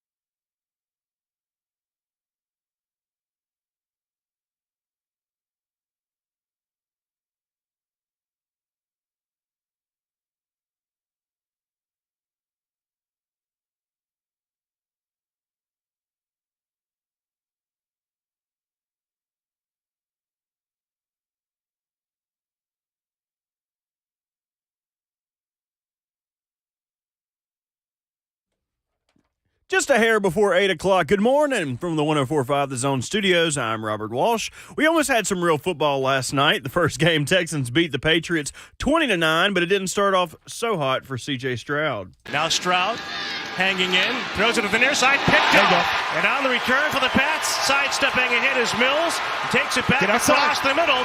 Stroud went on to go 2 for 4 for 13 yards, 1 interception, and he took 1 sack on 2 offensive drives as Houston's offensive line struggled to protect Stroud early. In the late game, we saw Seattle take down the Vikings 24-13 as rookie Jackson Smith-Njigba was targeted early with 4 targets, pulling in 3 of those for 25 yards. On the other side of the field, Jordan Addison was targeted thrice and pulled in 1 of those for 22 yards. And now to the Titans as they head to Chicago. Head coach said this about his upcoming opportunity to coach the Titans against the Chicago Bears. You have a lot of some head coaches that are play callers, but I believe that just because you're a play caller doesn't mean that you can run a football team. 28 hours away from preseason action. Lee Company countdown for kickoff starts at 9 o'clock, and the game will be at noon. For all your foundation repair and waterproofing needs, visit USSTN.com. Breaking news at once on your home for the Titans and the Vols. This is 104.5 The Zone.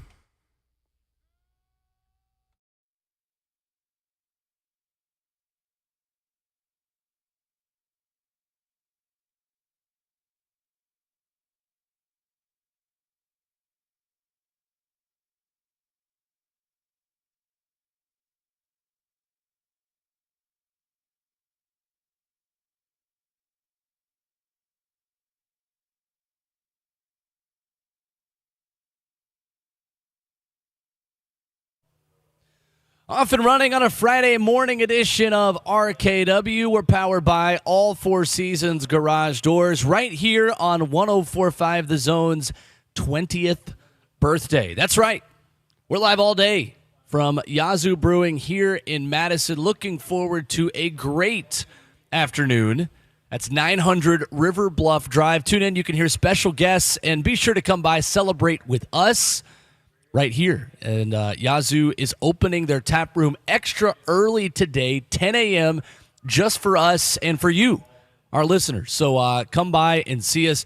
You got Slow Burn Hot Chicken and Taste of Aloha. They will have food trucks right here at lunchtime, 11 o'clock. Make plans to swing by, grab some delicious food and beer with us. We've got great things going on here at Yazoo Brewing. We have got Kirby Allen Kirby keeping us on the air. We've got our entire 104.5 The Zone team ready to go to see you today. Ramon Foster, I'm Will Bowling, Kayla Anderson on vacation this morning, and Robert Walsh back in our 104.5 The Zone studios, who I'm told may or may not be making an appearance later today. What? The streets are saying that. Not me, but the streets. Robert, can you confirm nor deny these rumors that are circulating? I can neither. I can neither conform. I can't talk this morning. That's the issue. You can neither conform nor deny. That's correct. The streets are not talking to me. If they are, they're talking gibberish. I love Yeah, it. yeah, Okay. they are. Sometimes you just got to be around, Rob, and we're not asking Good you to be to say a seen. whole lot. You feel me? That's Just good to be seen, man. Good to be seen. They got a nice area outside, too, Will. They do. Oh, my gosh. Yeah, really do. Look at the river Yeah. flowing by. That's the Cumberland. Yeah, you know what? You closest to my neck of the woods. I am closer to your neck of the woods. Humble Hendersonville. I got a little more humble as I made the drive over this I knew morning you through did, the fog. man. I knew you did. I heard the fog was wild this morning. I thought you were going to say you heard the fog. No. Like, Ramon, you hear rain, not fog. You do hear rain. That's 100% true. But I got an alert on my phone that said it was super dense. So if it was, hopefully y'all made it to your destinations, man. Certainly was. It reminded me of waking up in Knoxville. I don't think people realize that is a big thing in Knoxville. The fog from the mountains right there. It is. You'd wake up and we'd be doing runs for our 6 a.m. practices, looking around like the world has not woken up yet. We have. What's wrong with this picture? Like, what is life at this point? I You know. know? Goodness. Right. Take me back. 20th birthday for the Zone. We mentioned all the things you can do here with us here, 900 River Bluff Drive at Yazoo Brewing in Madison. So I hope you'll make plans to come by and see us. The tap room opens up at 10 o'clock. We may hang around for a little bit as well, as Slow Burn Hot Chicken and Taste of Aloha will be here with food trucks around here at 11 o'clock at lunchtime. So certainly stick around for that. But Ramon, we are another hour closer to you hitting the skies with Titans radio for the first time today. Yeah, this will be weird, man. Just boarding a team plane that I'm not actually playing on, Will. So whenever I get past that mentally, man, I'll be ready to roll. You know, just certain stuff is like, you go back out somewhere you hadn't been in a while. I was like, oh, this is different. Like going to Chuck E. Cheese with my kids, like, this is different as a kid. I mean, as an adult, you know. So just getting past that, learning the way the Titans process, getting on and off the plane. And I'm not, guess what, as a player, I always flew first. I mean, I always flew first class. I mean, yeah. Right. But, like, the starters, like, and now I'm with the media, I'm probably in the back of the plane by the turbines. Everybody move to the back of the plane. Move. Get on to the back, Ramon. You don't belong up here. But, no, I'm going to play my role, man, and go do a job this weekend. As I said before, I talked to Amy Wells a couple days ago. She was like, Mike and Coach Mack are the perfect setup for anybody that's doing a job for them. So I've been doing my study and just refreshing myself on everything. Heck, scout meeting Wednesday helps a whole lot with my prep now. But I'm looking forward to what this game is going to be. We gave you our 3 players that we're looking forward to seeing. I have mine available, so I'm going to just tell you Reggie Roberson, Rashad Weaver, and Kyle Phillips. I just don't want Kyle Phillips' name to just ring high every preseason to where he becomes Mason Kinsey. And I don't say that because they're similar. I say that because we need him to really take that next step. You don't say that because they're both, they look identical. Right. Number 12, number 18, that are both about the exact same size. You feel me? Yeah. He's just a new version of him. Now, be Kyle Phillips that people want to go out and buy your jersey for years to come. He was on your list, was he not, he was. This morning? Yeah, my 3 players I'm looking for tomorrow were Kyle Phillips, Chris Moore, and Jaden Peavy to be the big-time performers. I think that's where the conversation begins, and a team that's probably going to throw the football quite a bit. No doubt. See what they've got in their quarterbacks. And that was another thing, too. Neither one of us, and Bert, you didn't even pick a quarterback either. I guess the expectation is let the young fellas do their thing still. Even Malik, he's still considered he's still considered a young guy. Just let them let it fly and do their things. I don't even want to pick them and say, hey, players to watch. We're going to be watching regardless. Well, yesterday, Terrell Williams spoke about the coaching opportunity he has been given by Mike Vrabel. Also made an interesting point that Matt Gregg will take over for Todd Torselli in the training room as well, as the Titans not only give Terrell Williams an opportunity, but also elevate some other guys on their staff to newer roles. This was Terrell Williams yesterday at the podium talking about tomorrow's game. All those guys, hey, okay, he's acting different now. He's the head coach. You know what? It's been fun. I mean, we spent so much time around each other that we care about each other. So I think most of those guys were happy for me to have this opportunity. But what this opportunity also is it gives Clint an opportunity to coach the defensive line. I think the thing that's not talked about a lot since this was announced is Matt Gregg is also taken over for Todd with the training room. So I'll have a meeting with Matt tomorrow, and we'll kind of go over the injuries and do all of that. So this organization, Mike is the one that made a decision, but obviously he had to cover it with ownership. So I think this team deserves a lot of credit for what they're trying to do here. There's Terrell Williams yesterday making the point that, the defensive linemen are telling me, don't switch up on us now that you're in charge. You still got to be the same dude. Yeah. I love it. And I love the fact that I listened to the interview yesterday. He was great at the podium, man. But listening to it, and he was just like, somebody asked him about starting quarterback. He was like, man, I can't worry about the starting quarterback. I got to worry about keeping Big Jeff on side. And I just laughed because I'm sure Jeff and the entire Danico, all them guys have just given him so much hell this week. It's just, look at big time now. Look at big time. And he said, everything is funny until I walk into that team meeting room at 5 o'clock and they realize I'm not no pushover. So that was fascinating yesterday. Sounds like, from your perspective as someone who's received a lot of grief from defensive linemen over the years, it seems like a fun group that's gonna let you know. And again, if you didn't hear his presser yesterday, it was good, man. And I see why Vrabel, yes, even Allen Kirby said very good. Kirby's stamp of approval. It's always a good thing. That's always a good thing when you've seen as much as Kirby's seen That's right. around these parts. Absolutely. But he mentioned something, man, that I thought was very fascinating. It was about Lawan, and Tannehill. He was like, he's been with Tannehill longer than any player in his NFL career. From college, he was at A&M with him. Dolphins, he was with him. When he got here in 2018, Tannehill was here also. That was cool to hear of the path that he's taken with Ryan Tannehill. But on top of that, though, the mindset that he has as a coach and how he's trying to not just get his guys better, but get other players better too. He mentioned Taylor Lewan when he got here in 2018. Coach Terrell did. How he pulled out his scouting sheet and told them how he broke him down. Mm-hmm. What was the scouting report on him? And just the bright mind that's behind that, but also have no ego to make your team better, I thought was so good, man. He was solid yesterday. Great opportunity for him to learn the procedure of what being a head coach is like on an NFL game day. We'll discuss that with Voice of the Titans Mike Keith coming up here in 10 minutes as well. But I think now, Ramon, the interesting question shifts to another assistant coach, and that's Tim Kelly.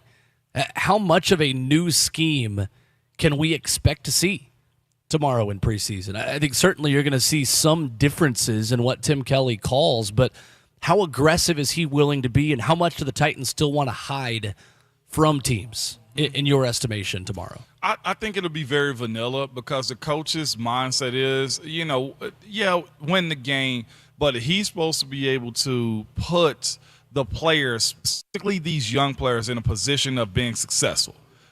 Scheming, overcomplicating the scheme for them, overcomplicating the game plan for them. No, this needs to be as basic and vanilla as a sixth grader going to play middle school football for the first time. Yeah. You know what I'm saying? Or a freshman just walking out on the field. Hey, I know you have a whole lot of talent. I just want to see you play ball. That's where Tim Kelly has to be. And truthfully, Will, I think more than anything, in that simplicity, we just want to see the flow of the game. Right. That's been one thing that I know the fan base has spoken about. I know the analysts that speak about last year's game plan also brought up a whole lot. We've even talked about the operation of the first 10 and coming out of the second half sometimes, So seeing the operation be more fluid, man, is what I think I'm looking for as far as Tim Kelly. We'll ask Voice of the Titans Mike Keith about that coming up next here as we restart our weekly conversations with the VOT. Here at 8:20 every Friday, talking Titans. And as well, we'll talk about a guy who is going back home for his first game in an NFL uniform, a first-round pick that we haven't talked a lot about, but how much can we maybe expect to see Peter Skoronski at left guard for this Titans offensive line tomorrow? That and more coming up with Mike Keith next on Ramon, Kayla, and Will.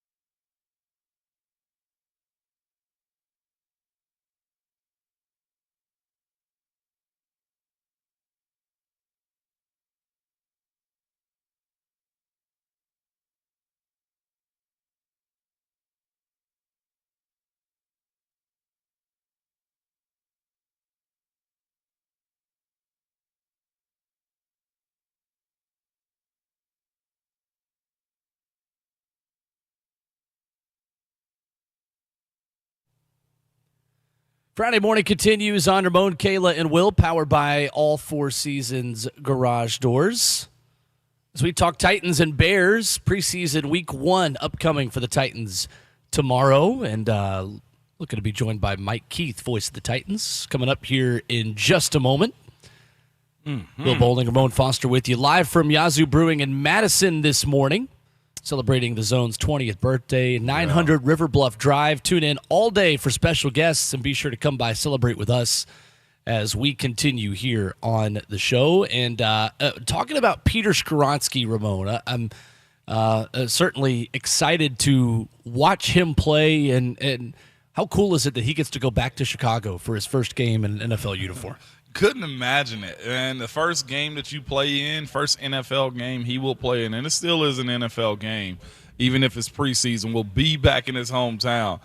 He gets the opportunity to see that you do have to pay for tickets now for family. The management of family also, when it comes down to how you deal with all of those things. But it's good. His nerves will be sky high, I'm sure. But it'll be fascinating to watch how head coach Terrell Williams will govern all the visitation that he can possibly have. So it should be fun. If I'm setting the over-under at 1/4 for Peter Skoronski, are you taking the over or under? I'll take the over. Okay. I take the over. What's your expectation then for him? As far as his play or as far as the time? Just how long he'll be in the game. I give it about a quarter and a half. I can see him coming out before halftime. That's kind of the way I view that. With the OL in general, man, it wouldn't surprise me if Brewer was pulled a little bit earlier. But seeing the rest of them go the extent of a quarter and a half, it wouldn't shock me to see them go a half, but I just think that's probably too soon for the guys that got to ramp up. You know, they say the ramp-up session of training camp, right? We're still in that as it stands. So we talked about the scheme possibly showing up in a new way with Tim Kelly on the offensive side tomorrow. Defensively, Ramon, how vanilla are defenses? How aggressive do you see them be in terms of just schematically what they throw at you? Are they as vanilla as offenses are? They are. You will see some cross dog up the middle, linebacker blitzing and stuff like that. You will see some stunts from the O-line, a TE or ET, some stuff like that. But you shouldn't see any complex like safety blitzing off the edge and just fire zones and stuff like that. If somebody throws a fire zone at a young offense in the preseason, God, you're all about winning. Some people will laugh at it, but I doubt that's going to be the case. But usually they'll play two high, single high situations right there. And it really shouldn't be much movement as far as the game plan goes. It is just as vanilla. And the biggest thing about the preseason from the coaches, and they hardly ever admit it, they just want to see good work and good film and just see guys maximize what their capabilities are. I think that's going to be the biggest take away from this entire weekend is how much that these guys maximize their opportunities. Coaches always want to be in a situation where they know guys had a good opportunity and either they did well with it or either it was just, you know what, he's not going to be good enough for us. And that's the reality of what these situations are too, man, from guys who are rookies to guys who are 7, 8, 9, 10 plus years in right now. You still have to show and prove. That is the beauty of the NFL that kind of separated itself from what college was. Now college has kind of jumped into that world of, hey, they had you rated as a 4-star? Well, guess what? Hop in the portal and see how that works out next year. But that's what the beauty of the NFL is giving us now. I think the thing that's interesting when it comes to Malik Willis and Will Levis is I almost want them to have the full array of the offense. You know, I mean, there has to be a balance for this Titans team specifically where, yes, you're vanilla. Mm-hmm. Yes, you're saving things that you want to do during the regular season as to not give away what the new scheme looks like. You want the element of surprise to help you in week 1 when you go to New Orleans, but I also want full on-the-job training for Malik Willis and Will Levis. I think that'll be an interesting part of that conversation tomorrow as we go to the phone lines and bring in the voice of the Titans, Mike Keith, who joins us discussing Titans and Bears coming up right here tomorrow on 104.5 The Zone. Good morning, Mike. How are you? Sweet low. Yeah, I'm fine. Thank you. Good morning. How are Mike, you? We're great. And first, how excited are you to take this guy on the road with you? this weekend? Well, I know we're excited to listen to him. Well, I think he's going to do great. Can't wait to hear his insight, and excited to sort of get a feel for what he's going to bring, particularly in the preseason. I think his viewpoint from the sidelines is obviously different because his viewpoint as a broadcaster comes from his days as a player. And so I can't tell you how excited I am to hear what he's going to bring this weekend as we sort of begin to unspool what this team looks like.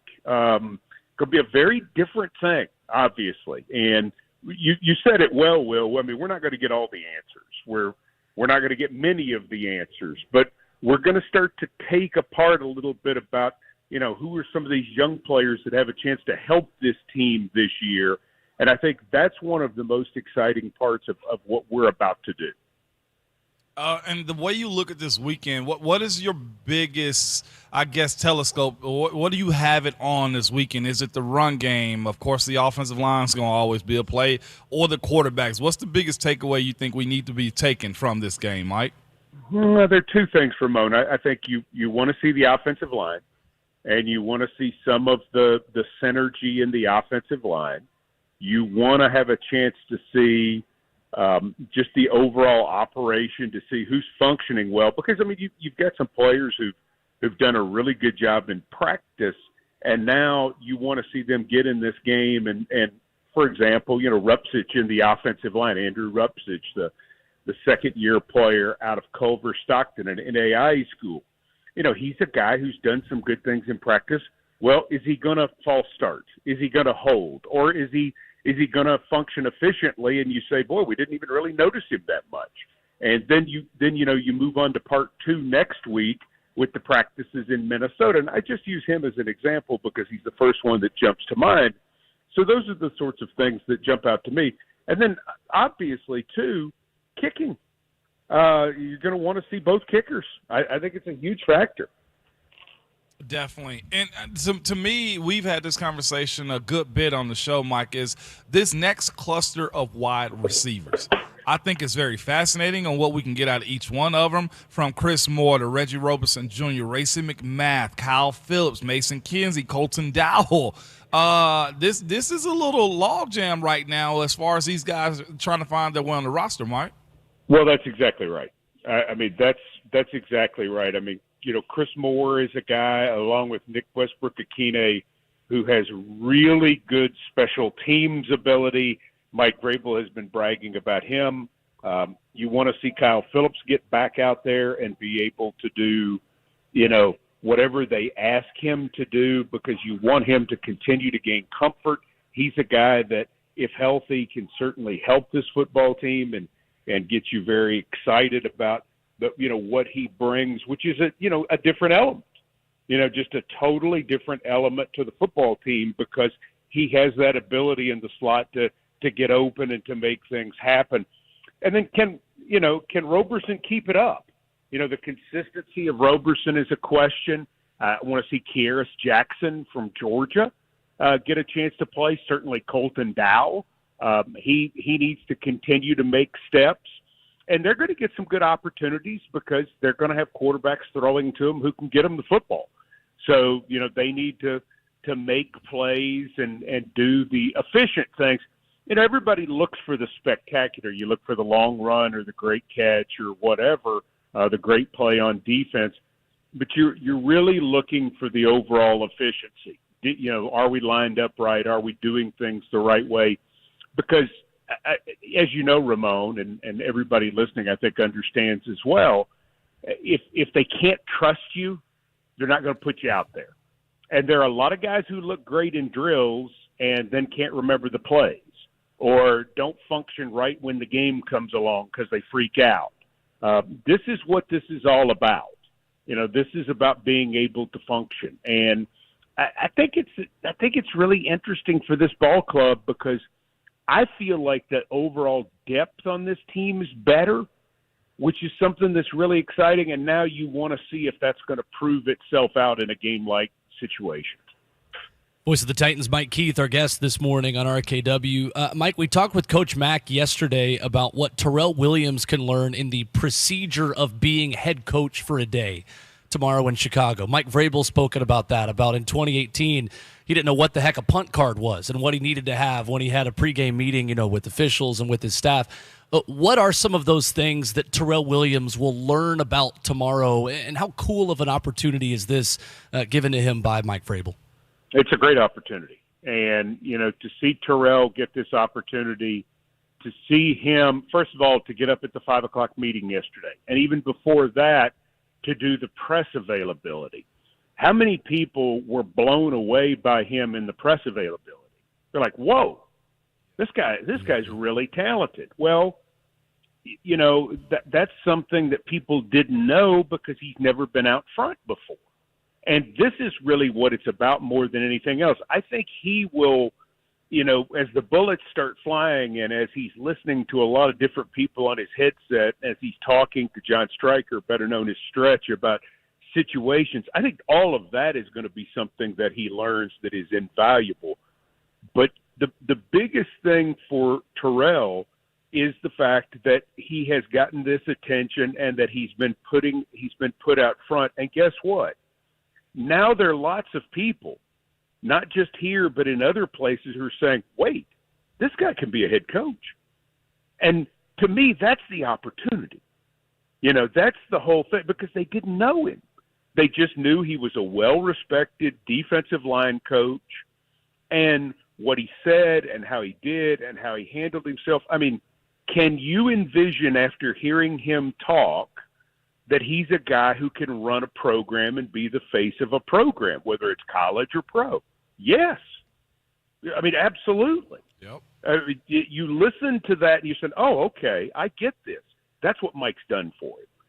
So I think the game stuff will happen. I mean, what's he going to do on the first 4th and 1? What's he going to – I mean, all of that is, that's going to happen. But the bigger thing to me is what it does for him personally, because he gets this opportunity to jump out front. And I think it's for Amy Adams-Strunk and Rand Carthon and Kenneth and Barkley Adams and Mike Vrabel to put, the guy we knew as Big T, and we still know as Big T, but now we're calling him Terrell more because he's going to be the head coach. It's a really special thing. And I think the players are so pleased, because this is a validation of a human being that they value. They value – he is valued in Ascension St. Thomas Sports Park by the entire team, and now the rest of the world is seeing that person the same way as the people do at the Titans complex.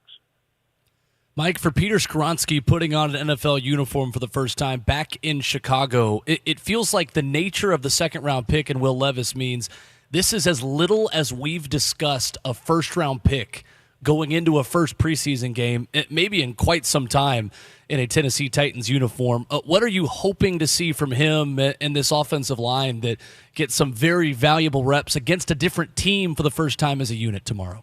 Just cohesion and continuity. That's all I want to see. That group was so fragmented last year, from really the first play of the second game on. I mean, it was just they just never could find any rhythm because of all the injuries. Nate Davis being out, Ben Jones having to battle some different problems later, but obviously the big thing was losing Lawan, and then they're playing a rookie at right tackle, and I mean, it just never came together. And, there was a lot of blame placed on Dennis Daly for what happened at left tackle. But, that whole situation started with the fact that there just was never any continuity to the unit. They worked as a first 5 the entire OTAs and minicamp with Petit Frere as the right tackle. Now I think it's going to be Chris Hubbard, who will probably, that's kind of how it feels like it'll be. But I think just the unit and the group being together is a big deal. And Skoronski's going to be a big part of that. I mean, he's just really good. And spoiler alert, in doing the pregame interview and the pregame chat with Terrell Williams, one of the guys that he talks about a lot that he's so impressed with is Skoronski, and Jeffrey Simmons gave a preview of that. I mean, Peter's getting a lot better fast. And I think Peter is exactly who we thought he was, which is a really cool thing. He doesn't say much. I don't think he's going to break down and cry as he walks onto the field in Chicago tomorrow, particularly because he grew up a Packer fan. I'm sure it'll be a little bit emotional for him, but he just doesn't – he's got that O-lineman gene that he just does not seem to really care that much about all the pomp and circumstance. He's there to do the job, and I think that's why he's going to be a really good player. And, Mike, that's where I was going to go, too. We do have a storyline. One, him going back, but also this. Chicago and the Titans pick back-to-back. You have Darnell Wright, who's number 10, and Peter Skoronski, number 11. I feel like from you guys' broadcast, the evaluation of him versus him in some sense, you want to have the better pick of the two, but that is a fascinating matchup right there with those two playing on the offensive line on separate teams. Yeah, and, when we were sitting there doing the draft, Ramon, I mean, we really thought the Bears were going to go Skoronski at 10. Sure because you're like, oh, we got the story here. He's going to go home. He's going to play for the Bears, and he played at Northwestern, and then they picked Darnell. And, there were a lot of people that had Darnell going lower than what he went. The evaluation that I was starting to get from people in the day before and talking to people is that Darnell was going to go higher than everyone thought because he is so gifted.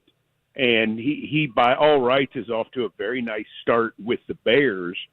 But, the Titans, they might have gone Levis at 11 unless Skoronski was there. But he was such a good player that they just could not pass up this sure thing. And I mean, he totally looks like this guy. I mean, he's 22 years old. He just turned 22. And Darnell, I don't even think he's turned 22 yet. Wow.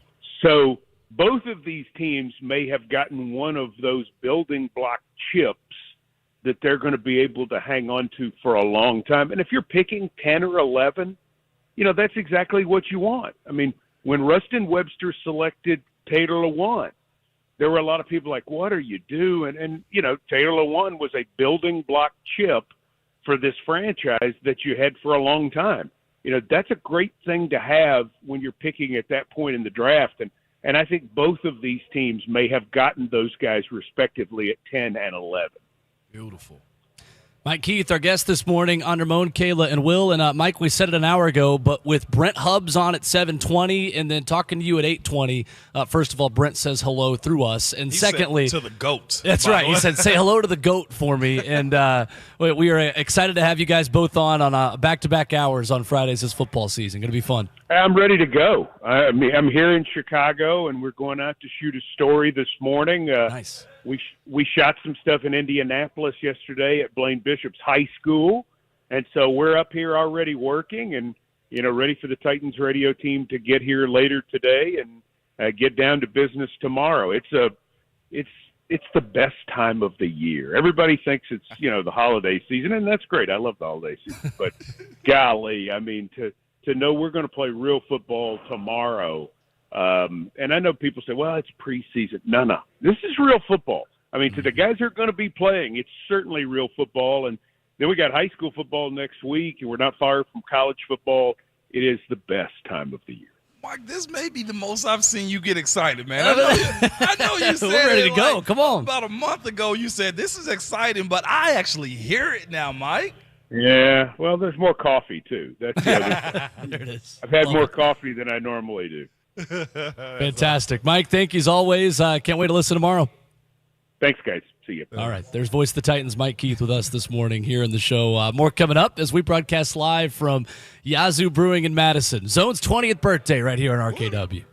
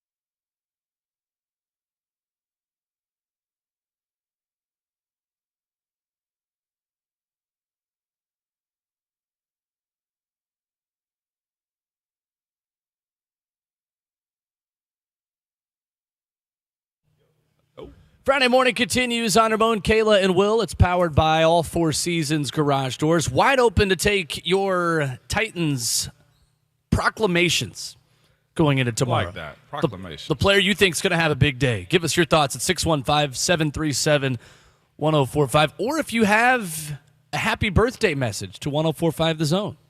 Robert Walsh, is Stephen A. Smith nearby to give a happy birthday to the station? Perhaps.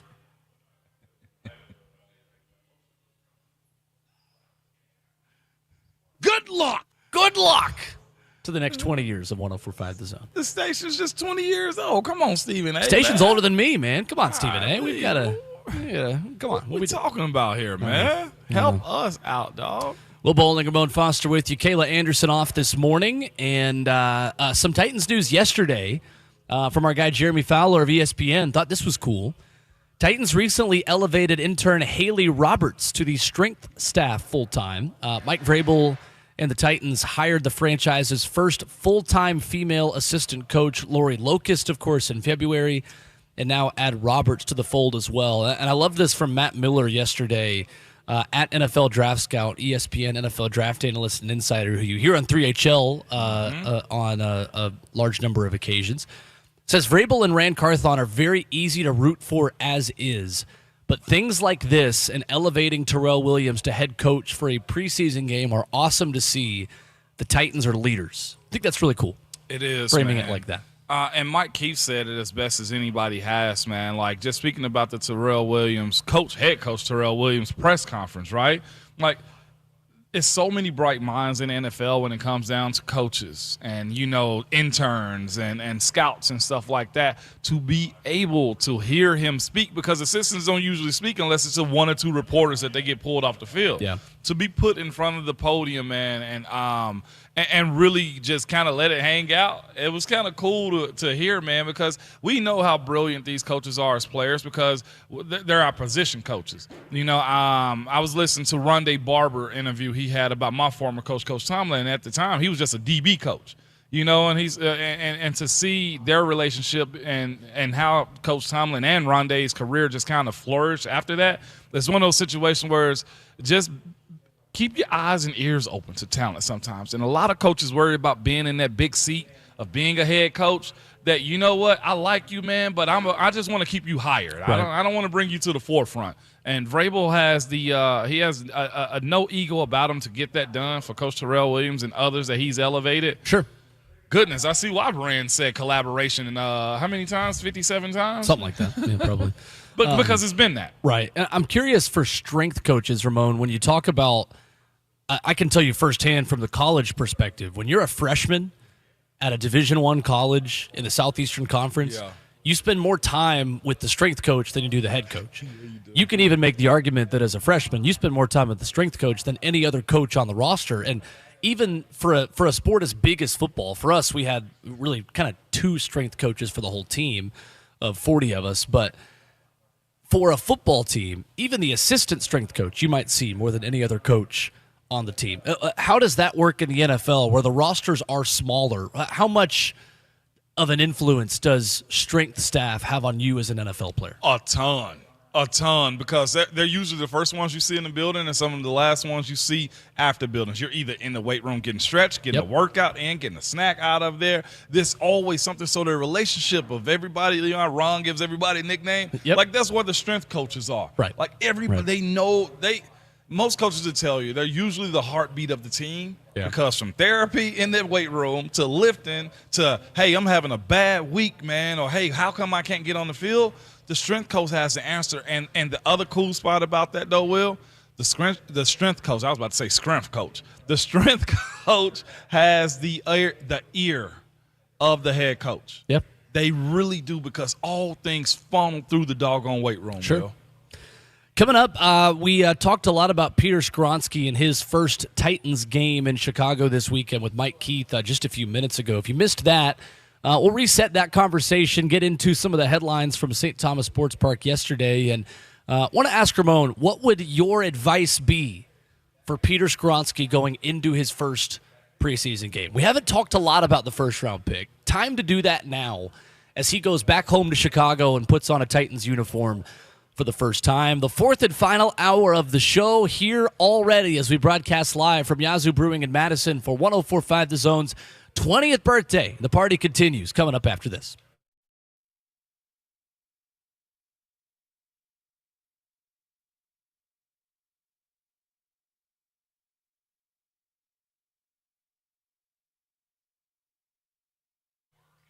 Hey, it's Will here for my friends at Brentwood Hearing Center, your sound solution in Middle Tennessee. And Brentwood Hearing Center knows there is no cookie-cutter approach when it comes to hearing health. That's why they've been for over 30 years in the same home right there off the Brentwood Old Hickory exit in the middle of Brentwood. Their staff combines many years of expertise in hearing health care, and they know that treating hearing loss is an ongoing process that requires regular follow-ups, maintenance, and cleanings. So here's what you need to do. You need to call them at 615-377-0420, whether that's for you or for one of your family members that maybe is having trouble hearing in noisy environments. Maybe one of you wants the TV up on about 30 or 40 on volume, and the other one maybe wants it at 15 to 20. That might be a sign that someone in your family is suffering from hearing loss. And Brentwood Hearing Center, they've got the latest technology to diagnose your problems, but also keep up with you as your hearing health journey continues. Their website is great. You can schedule an appointment there as well at BrentwoodHearingCenter.com.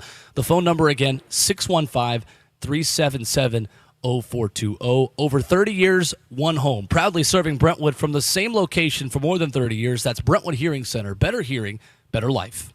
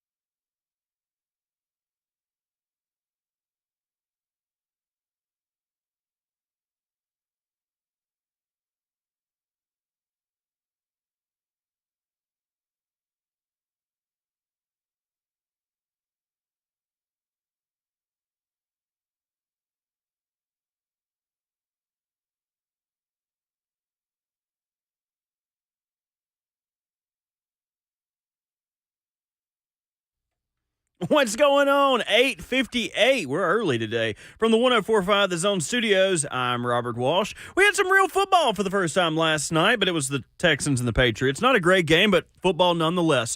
It didn't start off so hot as the Patriots ended up going down to the Texans 20-9, but C.J. Stroud struggled it early. Now Stroud hanging in, throws it to the near side, picked up. And on the return for the Pats, sidestepping ahead is Mills, takes it back across the middle.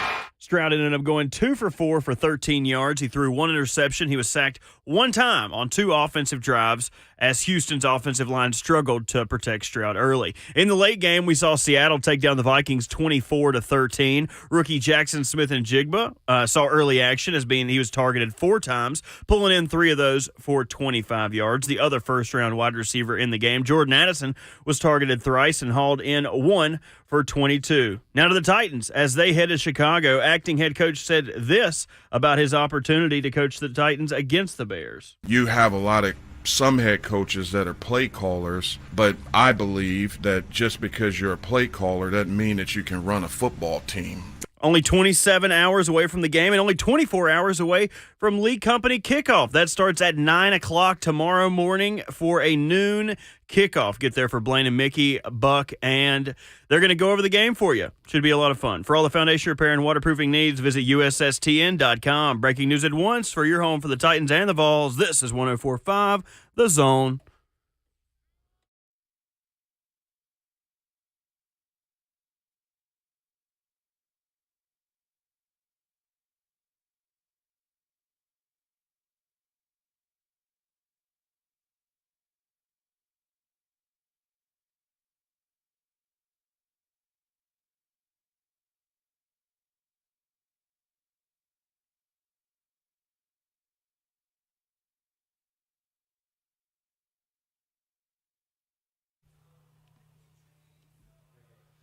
$60 minutes left on a Friday morning edition of Ramon, Kayla, and Will, and it is powered by All Four Seasons Garage Doors. When trust matters, count on All Four Seasons Garage Doors in Nashville. Professional garage door installation and repair from a locally owned and family-run business. Visit allfourseasonsgarages.com/Nashville. With Titans Radio's Ramon Foster.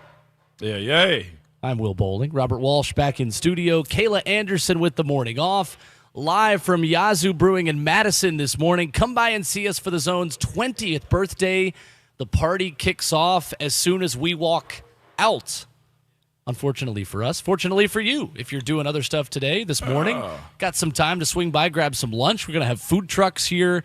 They will be here at 11 o'clock. We are looking forward to a great morning for the Zone's 20th birthday. Happy birthday to the station. Happy birthday to the station, That's man. right. And guess what, too, Will?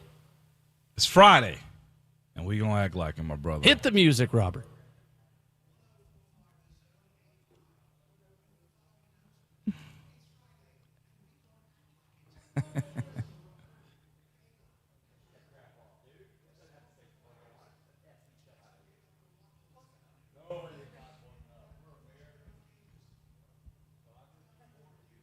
Sir Charles Jones.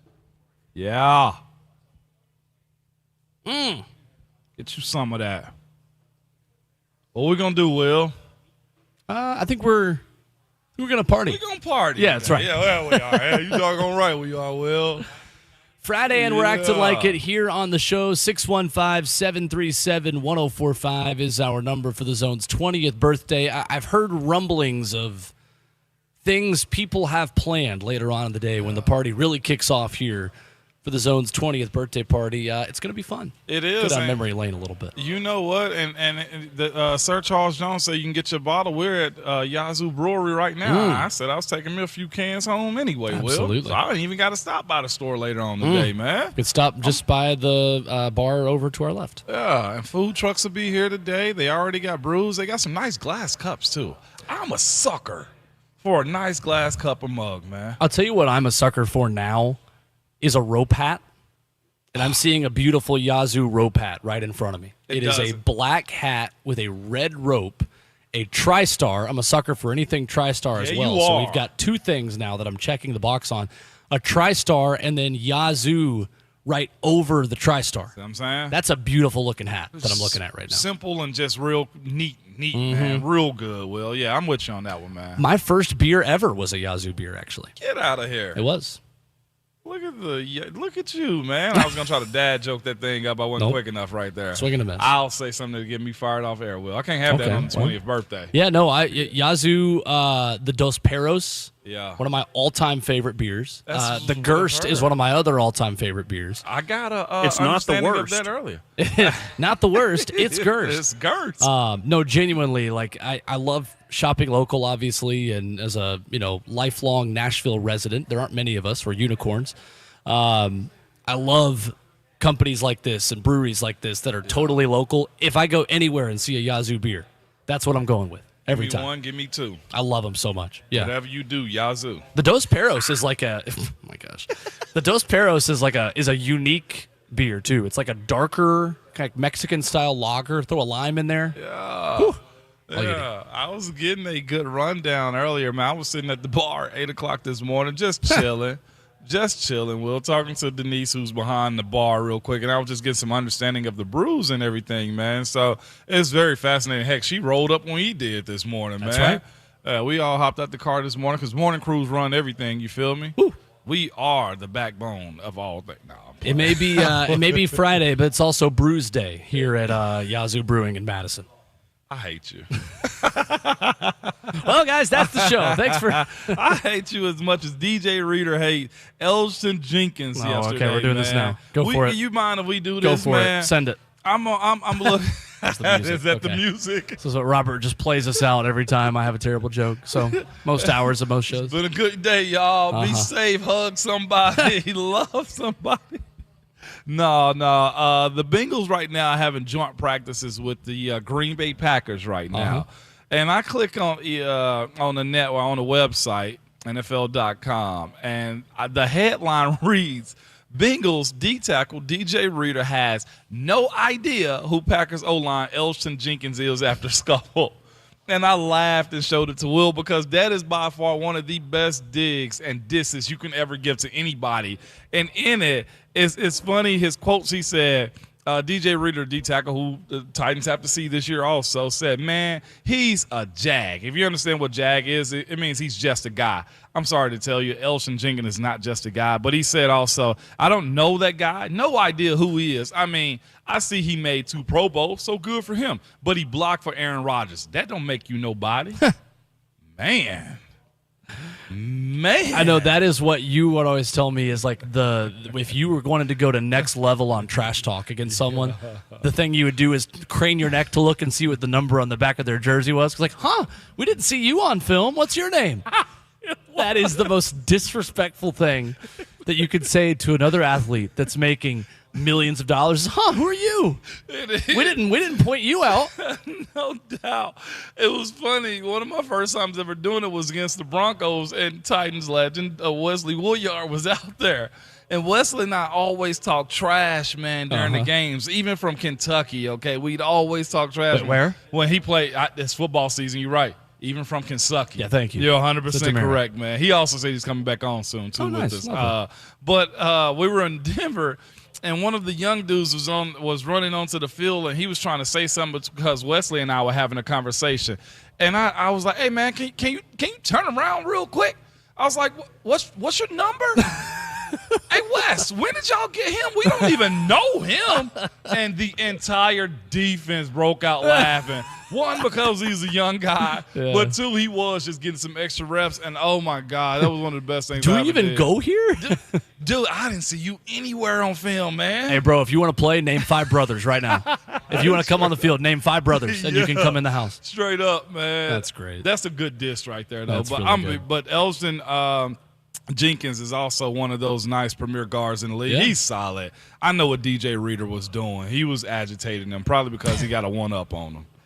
Well, maybe Peter Skronsky will be able to do that in a Titans uniform for the first time tomorrow. Ready for his first NFL game. He caught up with the media yesterday, and I'm curious, Ramon, what your advice would be for him. Yeah. And when you listen to this audio we've got from the practice field yesterday, clear that, like Mike Keith said, Peter Skronsky doesn't say a lot, and, I mean, sounds like a guy that that has got a mortgage and has been playing in the league for quite some time. Here's Peter Skronsky yesterday. Yeah, it'll be exciting to hit somebody else in a different uniform. So obviously you're always excited to play a football game, and so other than this, obviously this will be my first one here, so really excited. Yeah, I just want to, I feel like I've made progress these past few weeks, and I just want to keep building on that, come Saturday. So, there's not much more to it. Just kind of keep building and getting all the mental aspect of it too, going to. So it's just sort of part of that progression to camp, and that Saturday's just a part of that. We are building on it. Me and Dre just communicating more and kind of working together. We've gotten better at, and like I said, it's not going to click right away, but we're just going to keep building on that. And obviously, these preseason games are a good time to work on that too. There's Peter Skronsky yesterday talking to the media. Ramon, I love it when my guard is boring. Left tackle, you can be a little more exciting. You can have a little more personality. Maybe you can host a podcast on a bus that no longer runs. But I want my interior lineman to be as boring as possible. That's how you got to live, Will. That's how you got to live, man. It's so much stress on the interior, man. But I said that as he was talking, I moved my hand flat across the air. It was like very monotone. Sounds like a real good guard to me, man. That's right. Sounds like a dude that understands that his job is a whole lot more important than the things that he say. But he talked about what we've been saying. There's some stuff I need to work on. What better place to work on those things than in the game. He's an NFL guy. He's a football lineage individual. It's in his family, it's in his bloodstream. So there's certain stuff that he understands. The fact that he's not too high or too low about the things that he has to do this weekend is good. Going back home is nothing for him. I would hope so. Going and playing in his first NFL game should be exciting. Hopefully we hear that after the game somewhat, and not just a letdown. As much as we don't hear his name in the game, Will, the better it is for everybody else in the Tennessee Titans, man. And you're trying to advocate as well for when guards do good things, then you hear their names. But, one step at a time. And that's all I'm saying. Just one step at a time, man. You just had DJ Reader just say about another guard, Jenkins. Look, he's a nobody. Imagine having 2 Pro Bowls, Will, but also a lot of cash under his belt because he's a second contract guy. And somebody tell you. You a nobody. Not great. Not great, Bob. Let's go to Tim in Nashville, 615-737-1045 if you want to jump in on the discussion. What's up, Tim? Hey, guys. Love the show, man. I just want to say a couple of things. Football. And Ramon, you better represent Memphis. Because your fit better be right on the sideline, man. That's all I'm going to say. See, you got to represent Memphis better, too, because you said Memphis. It's actually Memphis. You said it's Memphis, man. Yeah, I grew up in the educated world of Memphis. I'm not one of those dudes Memphis. I love it, man. I love how also mentioning Memphis makes Will cringe a little bit right there. It does a little bit. It does, okay. Yeah. You're from Ripley, not Memphis. I'm from Best Tennessee. I'm from West Tennessee. My bad. Either way, understand we're in the same state now, Will. You feel me? Best Tennessee out here, man. But yeah, that is one thing I do have to get together too. The clothes. I got to go home and pack here in a little bit. Oh, really? Yeah. Yeah. It's always interesting the differences between males and females on packing habits. Or like going for a trip this weekend, my girlfriend's like, "So have you packed yet?" This was like yesterday at 3 p.m. I was like, "Are you kidding?" Talking about? Like I'm flying out at like 2:00 today. I was like, "Why would I pack now?" Why would I pack now? And that's what the 30 minutes before you leave is for. But see, my anxiety goes up high at that point, and then I'll overpack in those moments too. That's fair. Yeah. Honestly, it's whatever clothes around you pass the smell test. Just throw those in a bag. Get your toiletries. What are you in high school? I'm a 26-year-old guy. What do you like? I don't know what you expect from me. Like, does this shirt pass the smell test? Perfect. Throw it in the bag. What do you do if none of the clothes pass the smell test? Then, well, then you get some wrinkled ones out of the drawers. Because honestly, like putting clothes away almost makes me less likely to use them. Yeah. Like I need things that are folded up on the ground around my dresser where I'm supposed to put the clothes in. Goofs. Because, again, like in some ways I'm 70 years old, and in other ways I'm like still a 16-year-old. Y'all need wives, man, okay? That's what y'all need. Bert, if you have no clothes, the next 2 words I have for you is this: indecent exposure, okay? You cannot go out if your clothes don't smell the pass test. You must put on sneaky clothes, Bert. It happens. It's all right. I'll see what I can do. Lonzo in the FNN Bank chat says the smartest thing I've ever actually seen him type in there. Says, ain't no such thing as an educated area in Memphis. That's funny. That's good. That's good banter. We got to spread our wings to the 901 area. I love the back and forth, man. I say it with love. I love having a good city rival. Absolutely. See, DeMario's right in there in the FNM Bank chat. What does he say? Watch y'all mouth when it comes to Memphis. Nah. You're supposed to put an N in that, DeMario. Unlike Penny Memphis. Hardaway, when we say we want the smoke, we actually mean it. Coming up, we're not going to back out last minute. And coming up next, you know who's not going to back out and playing tomorrow for the Titans? Talk to me, Will. 2 quarterbacks. Yeah. Keys from Malik Willis and Will Levis to have a good Saturday. That's next right here on RKW.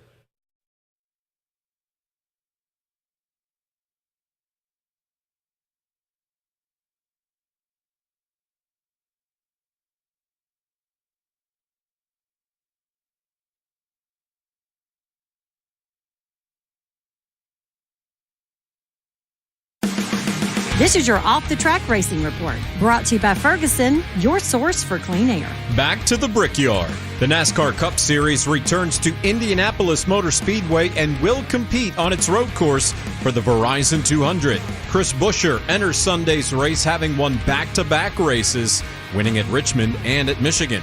Meanwhile, there are just 3 races remaining in the regular season. Chase Elliott, a 7-time road course winner and one of the drivers on the outside looking into the playoff field. 2 other drivers battling to qualify for the playoffs are A.J. Allmendinger, who won this race in 2021, and Michael McDowell, who leads all drivers in points earned on road courses since NASCAR switched to the next-gen car. Sunday's Verizon 200 at the Brickyard is set for 1:30 Central on NBC. Meanwhile, the IndyCar Series will also be at the Indy Road Course, with their race set for 1 p.m. Saturday on USA Network. This has been your Off the Track Racing Report, brought to you by Ferguson, your source for clean air. Now is the time to start your summer projects. Let Ferguson Bath Kitchen Lighting and Appliance Gallery reinvent what a kitchen means with JennAir appliances. They can help remodel your kitchen with innovative, intuitive, and controlled convenience with equipment like the JennAir's connected wall oven. See JennAir and the other amazing kitchen products at the Ferguson showroom at 3201 Powell Avenue in Nashville and coming soon to the Providence shopping area in Mount Juliet. With the help of the experts at Ferguson and JennAir, you can build the kitchen of your dreams.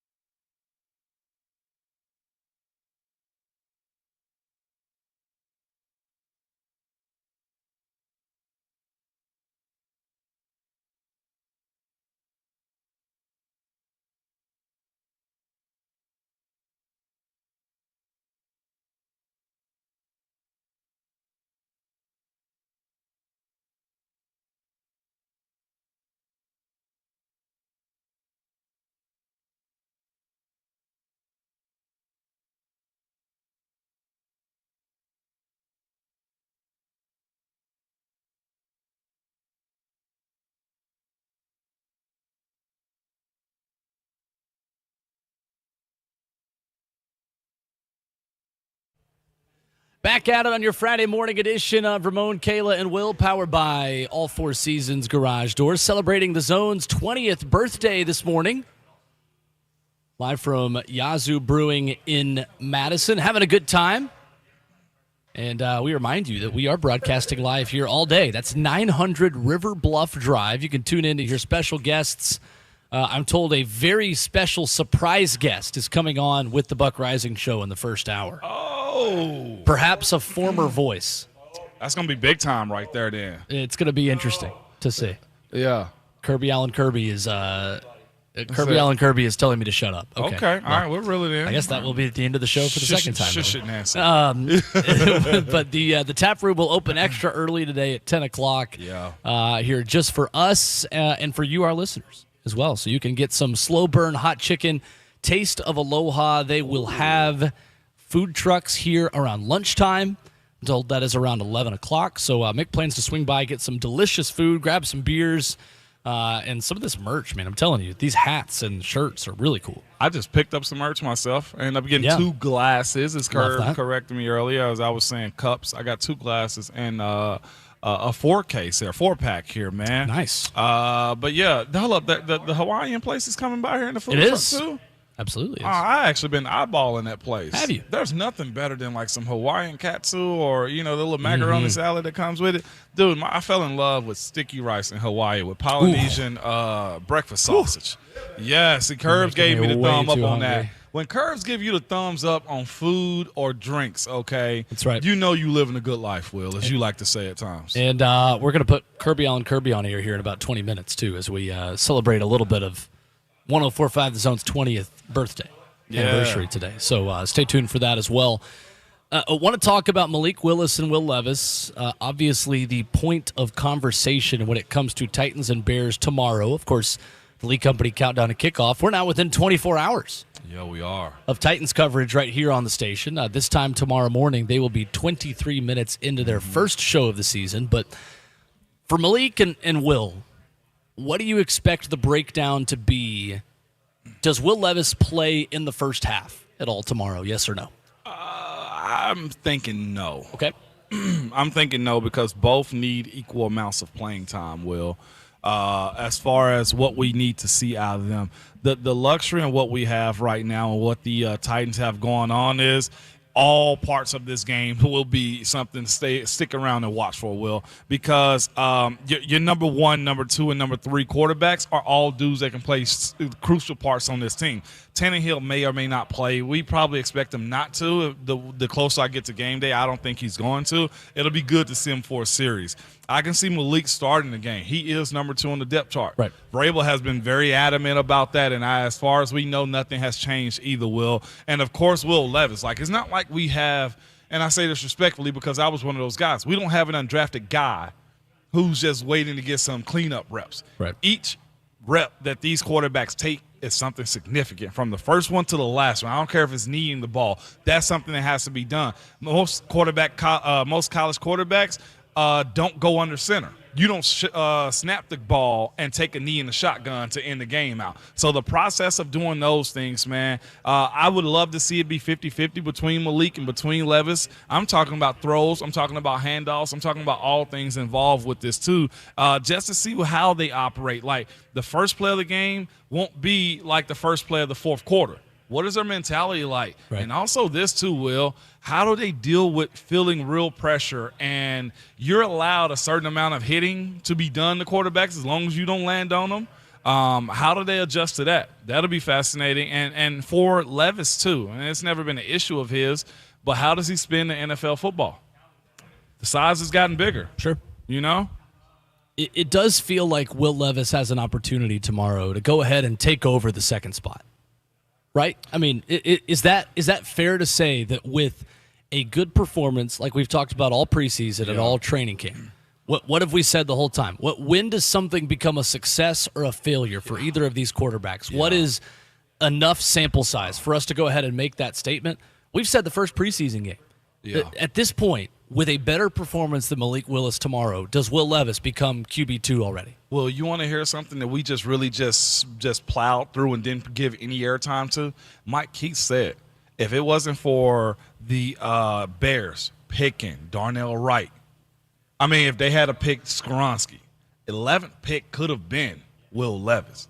That was dropped by him earlier today, and then we really just breezed past it. So the idea that Will Levis could be considered on paper, maybe in a scouting room, as a first-round draft pick, I think it is more advantageous for him if he has a really good game to jump up to number 2 on the depth chart. Just simply because you'll see stuff in the games that you'll say to yourself, like, hey, I like the way he did those things and it's more fluid. If we pour more into him than we will Malik moving forward, well, guess what?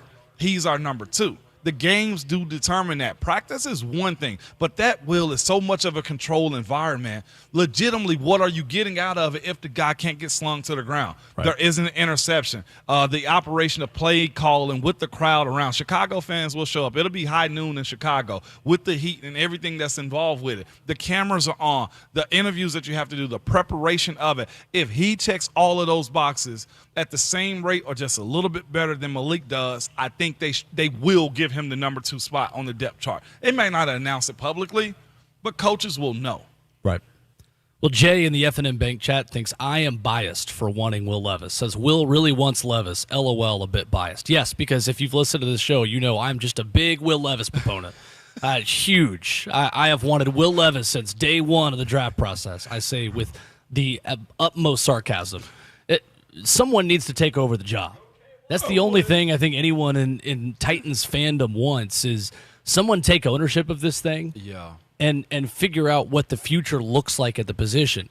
I don't think it's unreasonable to hope that the guy you just spent a second-round pick on looks like a future franchise quarterback. We've got people like Mike Keith saying, the Titans might have taken him at 11, but I'm the biased one. So, yeah. And what you had to talk yourself into this. To Levis? Yeah. Yeah, I mean, he's won me over in real time with the way he's practiced. Yeah. Now, that can change. This is a fluid situation, right? I mean, we don't base opinions on players based on a couple weeks of training camp practices, but he has started better within this role than I expected him to. And I think the same can be said for all of us. I don't think any of us expected him to hit the ground running this quickly. And the one thing we can say without a shadow of a doubt is that he is light years ahead of where Malik Willis was this time last year. And that right there is how you pass people up, Will. Right. It's showing in year one I'm already where he was. And that's no knock on Malik. That's just the game. If we are believers of who was it, Jay in the F&M Bank chat, Will, that kind of said that. If you were a believer of let the best people play, let the better athlete play, let the better playmaker play, then why are we saying one is biased versus another when it's just good on good at that point? Right. And the situation for me when it comes down to Levis is I honestly did realize there was a chance that he could come here in Tennessee when those talks started to get a little bit hotter. I actually kind of pulled back a little bit. I was like, I don't know, y'all. This may be a situation in which he may end up being here. And he's here now. And all the conversation around Will Levis in the pre-draft and why there was so much hype behind him was this. His offensive line at Kentucky wasn't what you needed to be. He was running for himself. I do think they pushed him into the spotlight to say, hey, let's go on this Heisman race. When was the last time Kentucky had a situation where a guy was even mentioned in the Heisman race? The hefty lefty? Tim Couch. May he rest in peace. You know what I'm saying? Yeah. Like, and right now, most of the draft experts have said this about Will Levis. If you put him in a situation to where he's protected, you have an offensive coordinator that understands him. He has the arm. He does have the mobility. His decision-making has been better. Then he will flourish. And I feel like the reports from Jimmy Wyatt and how we've been at practice ourselves, he's checked all those boxes. I think the advantage Levis has, though, over Malik is simply based on the nature of what a backup quarterback is in the National Football League, which is be able to run the same scheme as the starter. Yeah. And that's the thing about Malik. I think Malik Willis can be a starting quarterback in this league if he continues on the improvement curve he is currently on.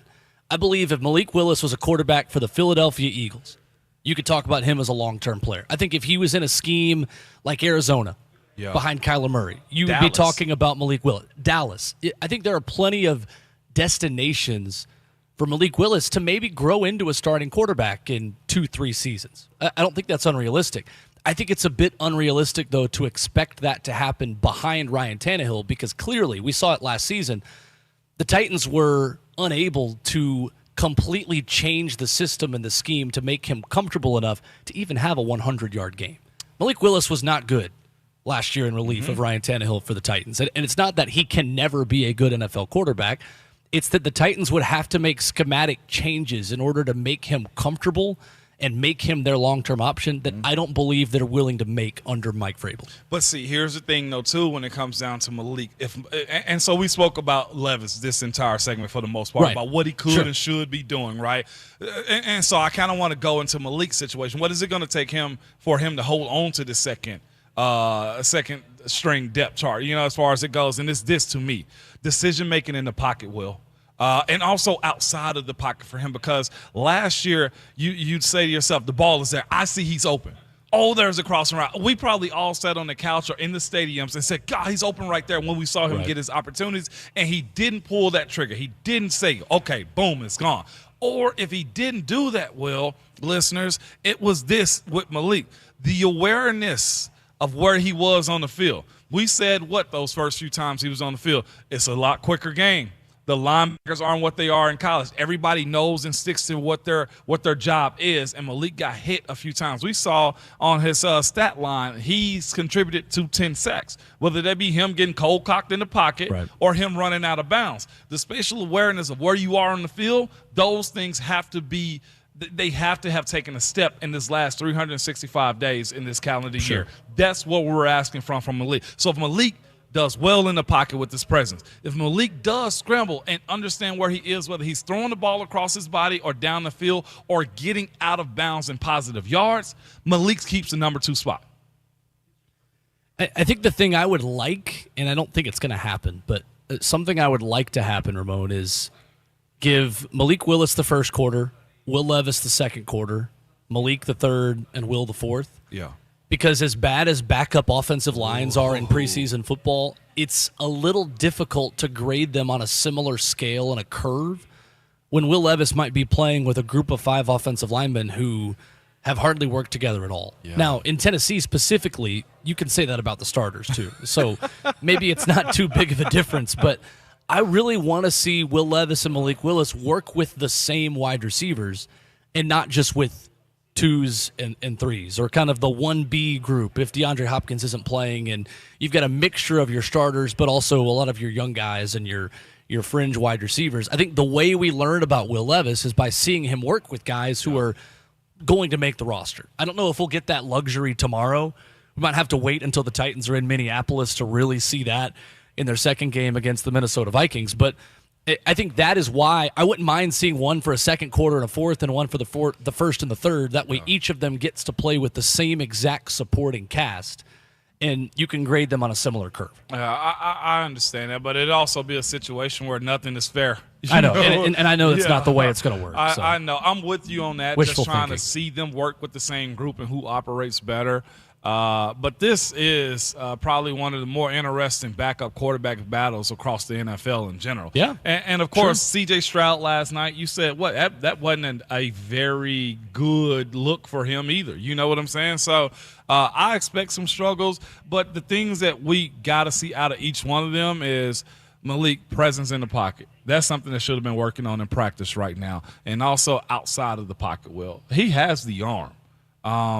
And he has the ability to stick in this league, too. It's all on either one of them arms at this point, Will. It really is. And I'm excited to kind of see it, and I'm also excited to see those wide receivers kind of separate themselves from the pack. I'm speaking all offensive. The defense got some stuff going on, too, right, Will? Absolutely. They do, man. But good start. You couldn't ask for a better team. Again, we went through scout meeting Wednesday, and it was brought up to my attention, or when I was looking up stuff, 7 of the 10 draft picks that the Chicago Bears had was all defense. 7 of your 10. So for that young group, though, Will, or the second O-line, they will have their hands filled because those guys will be trying to make plays for one another, too, and trying to establish themselves when it comes down to being a Chicago Bear. So this is a good matchup. Has your nervousness level changed for tomorrow's broadcast since we started this morning? Has it gotten more real to you that, I actually am going to be a sideline reporter? The closer I get to actually boarding this plane, the more I'm just like, all right, Mom, just be cool. You're part of the NFL fraternity. Don't go outside of yourself. Right. I don't want to hear you trying to make a Hall of Fame call on anything. Just get the report and give it out. But this is just new because when I retired, though, Will, I was just like, all right, no more crazy travel, no more, NFL lifestyle. And here I am. I'm excited about it, and I never thought that this would come up in this capacity. But Mike Keith them are trusting me this weekend. It's gonna be cool, man. I'm waiting to see what everything entails with traveling with Titans Radio. You got to play in Soldier Field, right? I did. Yeah. A few times, actually. Cool spot. This is what happened to my thumb in that stadium. Oh, my gosh. Yes. That was there? That was there. Oh, wow. I went to go jump on a fumbled ball, and I jumped first on the bottom of the pile, and my thumb, as you can see, Will, you're looking down on it, it went backwards like that. Another thing that you and Cam Newton don't have in common, by the way. You'll actually jump on fumbles. Well, yeah, that's very true. Again, what do guards do? Be quiet. That's right. Say nothing. That's right. But my thumb went backwards, man. And it's as you would say sometimes, you're unhinged. My left thumb is actually unhinged over here. I actually dropped a plate of steaks one time because it was weak. Yeah, no, it was one piece of steak. But, dude, I was bringing something in off the grill with my left hand, and this thumb is a little weaker. And it's not fun. Yeah, I know. I was just like, what the hell is going on here? Literally unhinged. But that's the price you pay to play the game, man. We've been unhinged on this show for quite some time. Do you have a problem with that? No, I do. All right, I don't see any scenario of that. Absolutely not, William. Friday, and we've acted like it. We have acted like it today, man. I'm excited. Today's going to be a good day, man. It's partly cloudy. And the traffic on Briley Parkway. I was going to say, that's traffic and weather on your home for Titans football. 104.5. I'm two-tone Mo with traffic and weather on your Titans. Goodness sakes. No doubt, man. But a lot of people are in the chat rooting for it. This Malik and Levis conversation is big, Will. Is what I'm noticing. It's very big. And this probably is going to be one of the higher-rated games over the weekend, if you ask me. 615-737-1045, our final call for phone calls. And coming up next, we put the star of the show on a microphone for the first time this morning. That's right. He is the one and only Kirby Allen Kirby with a birthday message to the zone that only he can give. Coming up next.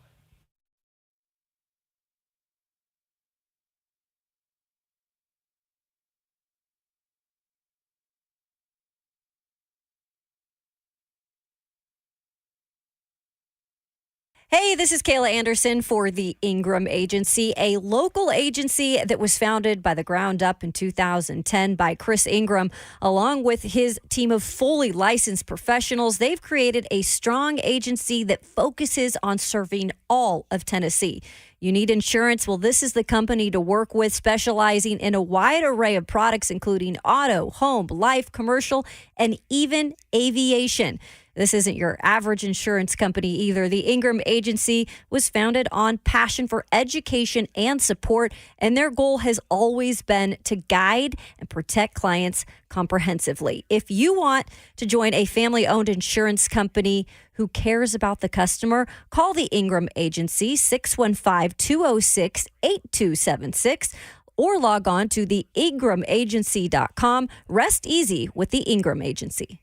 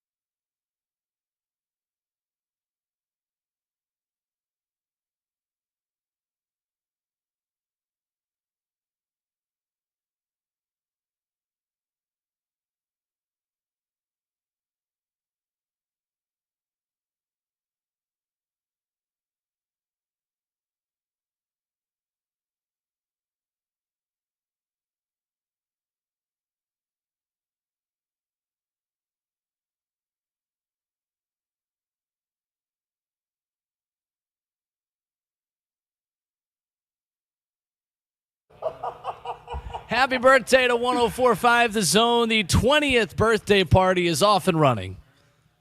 Here from Yazoo Brewing in Madison. Come out and see us. The tap room opens in 15 minutes. Food trucks will be here for lunchtime. We are vibing on a Friday. Will Boulding and Bowen Foster. Kayla Anderson off this morning. Robert Walsh did a great job back in the studio. We've got Kirby Allen Kirby on a mic this morning. Good morning. How are you? Fair to middling. Yeah. 3 o'clock was early, but, I'm in mid-season form. Mid-season form. Can you believe it is 20 years of the Zone? Yeah. Oh, okay. You're going to be like, oh, it's flown by. Well, I don't know about 20, but I'm feeling 18 and a half of it. Let me tell you. The Zone is legal. Yeah. They can buy guns. They just can't buy beer. Hey, you know what? You're right about that, Curb.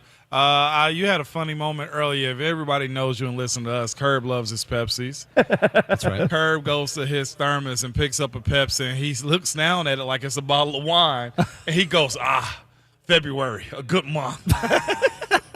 Oh, yeah, you can almost taste the icy cold winds when you sip that Pepsi. It was good, man. But, Curb, you've been a part of this ride for a long time, man. Yeah? You have. Yeah, I came on board the week after the 4th of July of 2005. Did 1 month on air at KDF while the engineer that was leaving was wrapping things up. And then my first camp was that August, and have been waking up really early and hating it for 18 years. Perfect.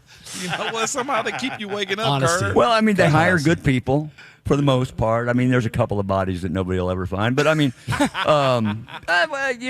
board ops don't want to listen. Anyway, but, no, seriously, we've had some fantastic people. I've watched high school seniors that have come through and done tours make it to the morning shows. I've watched interns turn into midday hosts. Yeah. And program directors. I mean, I've seen a lot of folks come and go, and I can honestly and without hesitation say that in all of those people, that there haven't been any one individual that I just could not get along with. I mean, that I've really enjoyed working with. I mean, everybody has their moments. I mean, it's like family. Yeah. When you're cramped together for a week on the Super Bowl, yeah, by the time you hit the flight home, you're edgy. But yeah, I have enjoyed every single day of every gig that we've done, and I only do the stuff on the road. It's not the greatest thing to get up at 1:30 in the morning. You don't have to drive 3 hours, but once things are plugged in and it's going, man, it's cool, and I've enjoyed every minute of it. What is, if you're picking one trip away from Nashville that stands out? I know you've had many Super Bowls, many SEC Media Days, a lot of overnight Sugar Bowls. drives, that's right, to just random places. What is one of those trips? I'm not going to ask you to pick your favorite or the best one because it's like picking between your favorite kids. The most memorable would be being woke up by the ghost in New Orleans. Yes. For the Sugar Bowl in 2007. I love this story. Chick woke me up, told me I had to get up and go. And then first my reaction is, what is a woman doing in my room? And then I'm like, I can see through her. No. Oh, no joke.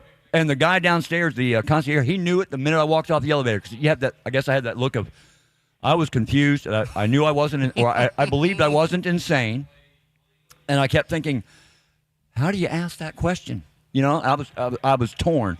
And it was something about my expression. He said, did she wake you up or tuck you in?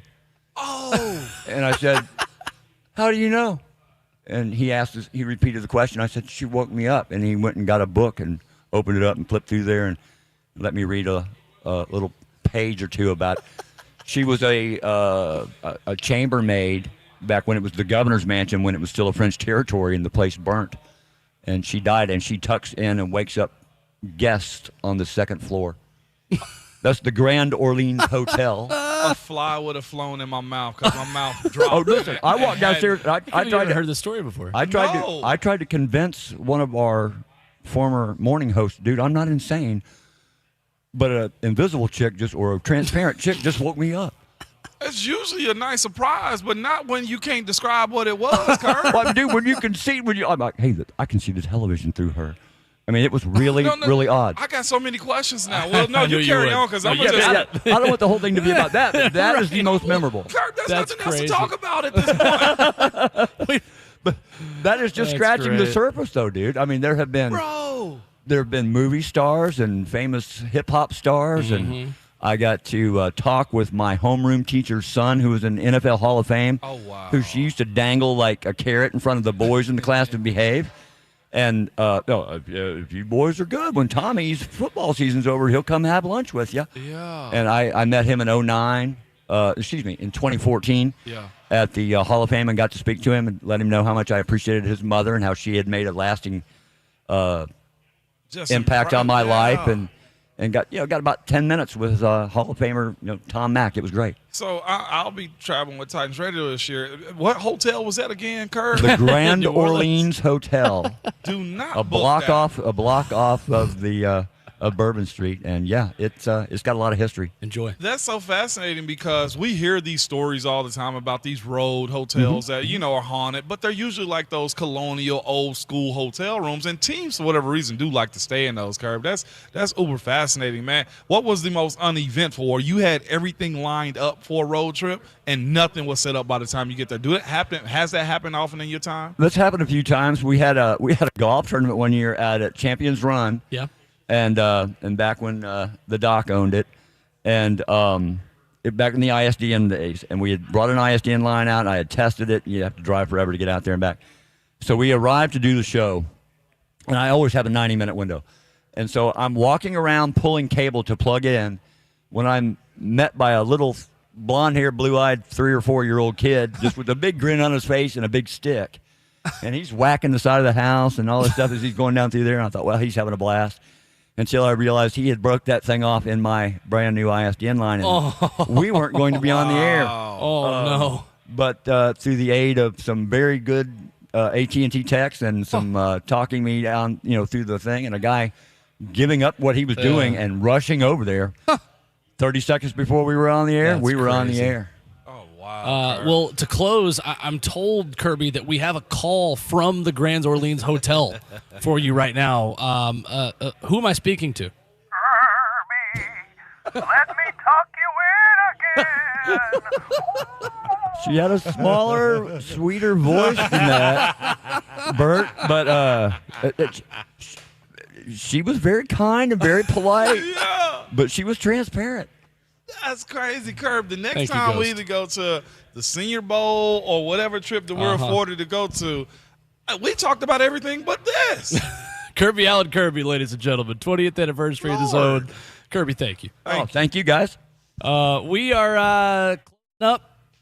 Buck Rising Show is next with a very special guest coming up in a couple of minutes. Don't want to miss this. For Kayla Anderson, Robert Walsh, Ramon Foster. What a week it was. We will recap Monday morning. You all will recap. I'm out Monday. Y'all will recap Titans and Bears Monday, the first reaction Monday of the year. Ramon, have a good call tomorrow. Thank you. And send us home. Reaction Monday will be hot. Quarterback talk, but please remember, go talk to somebody, hug somebody, love somebody, have a random conversation, but at all times, your Twitter fingers and your mic is always hot.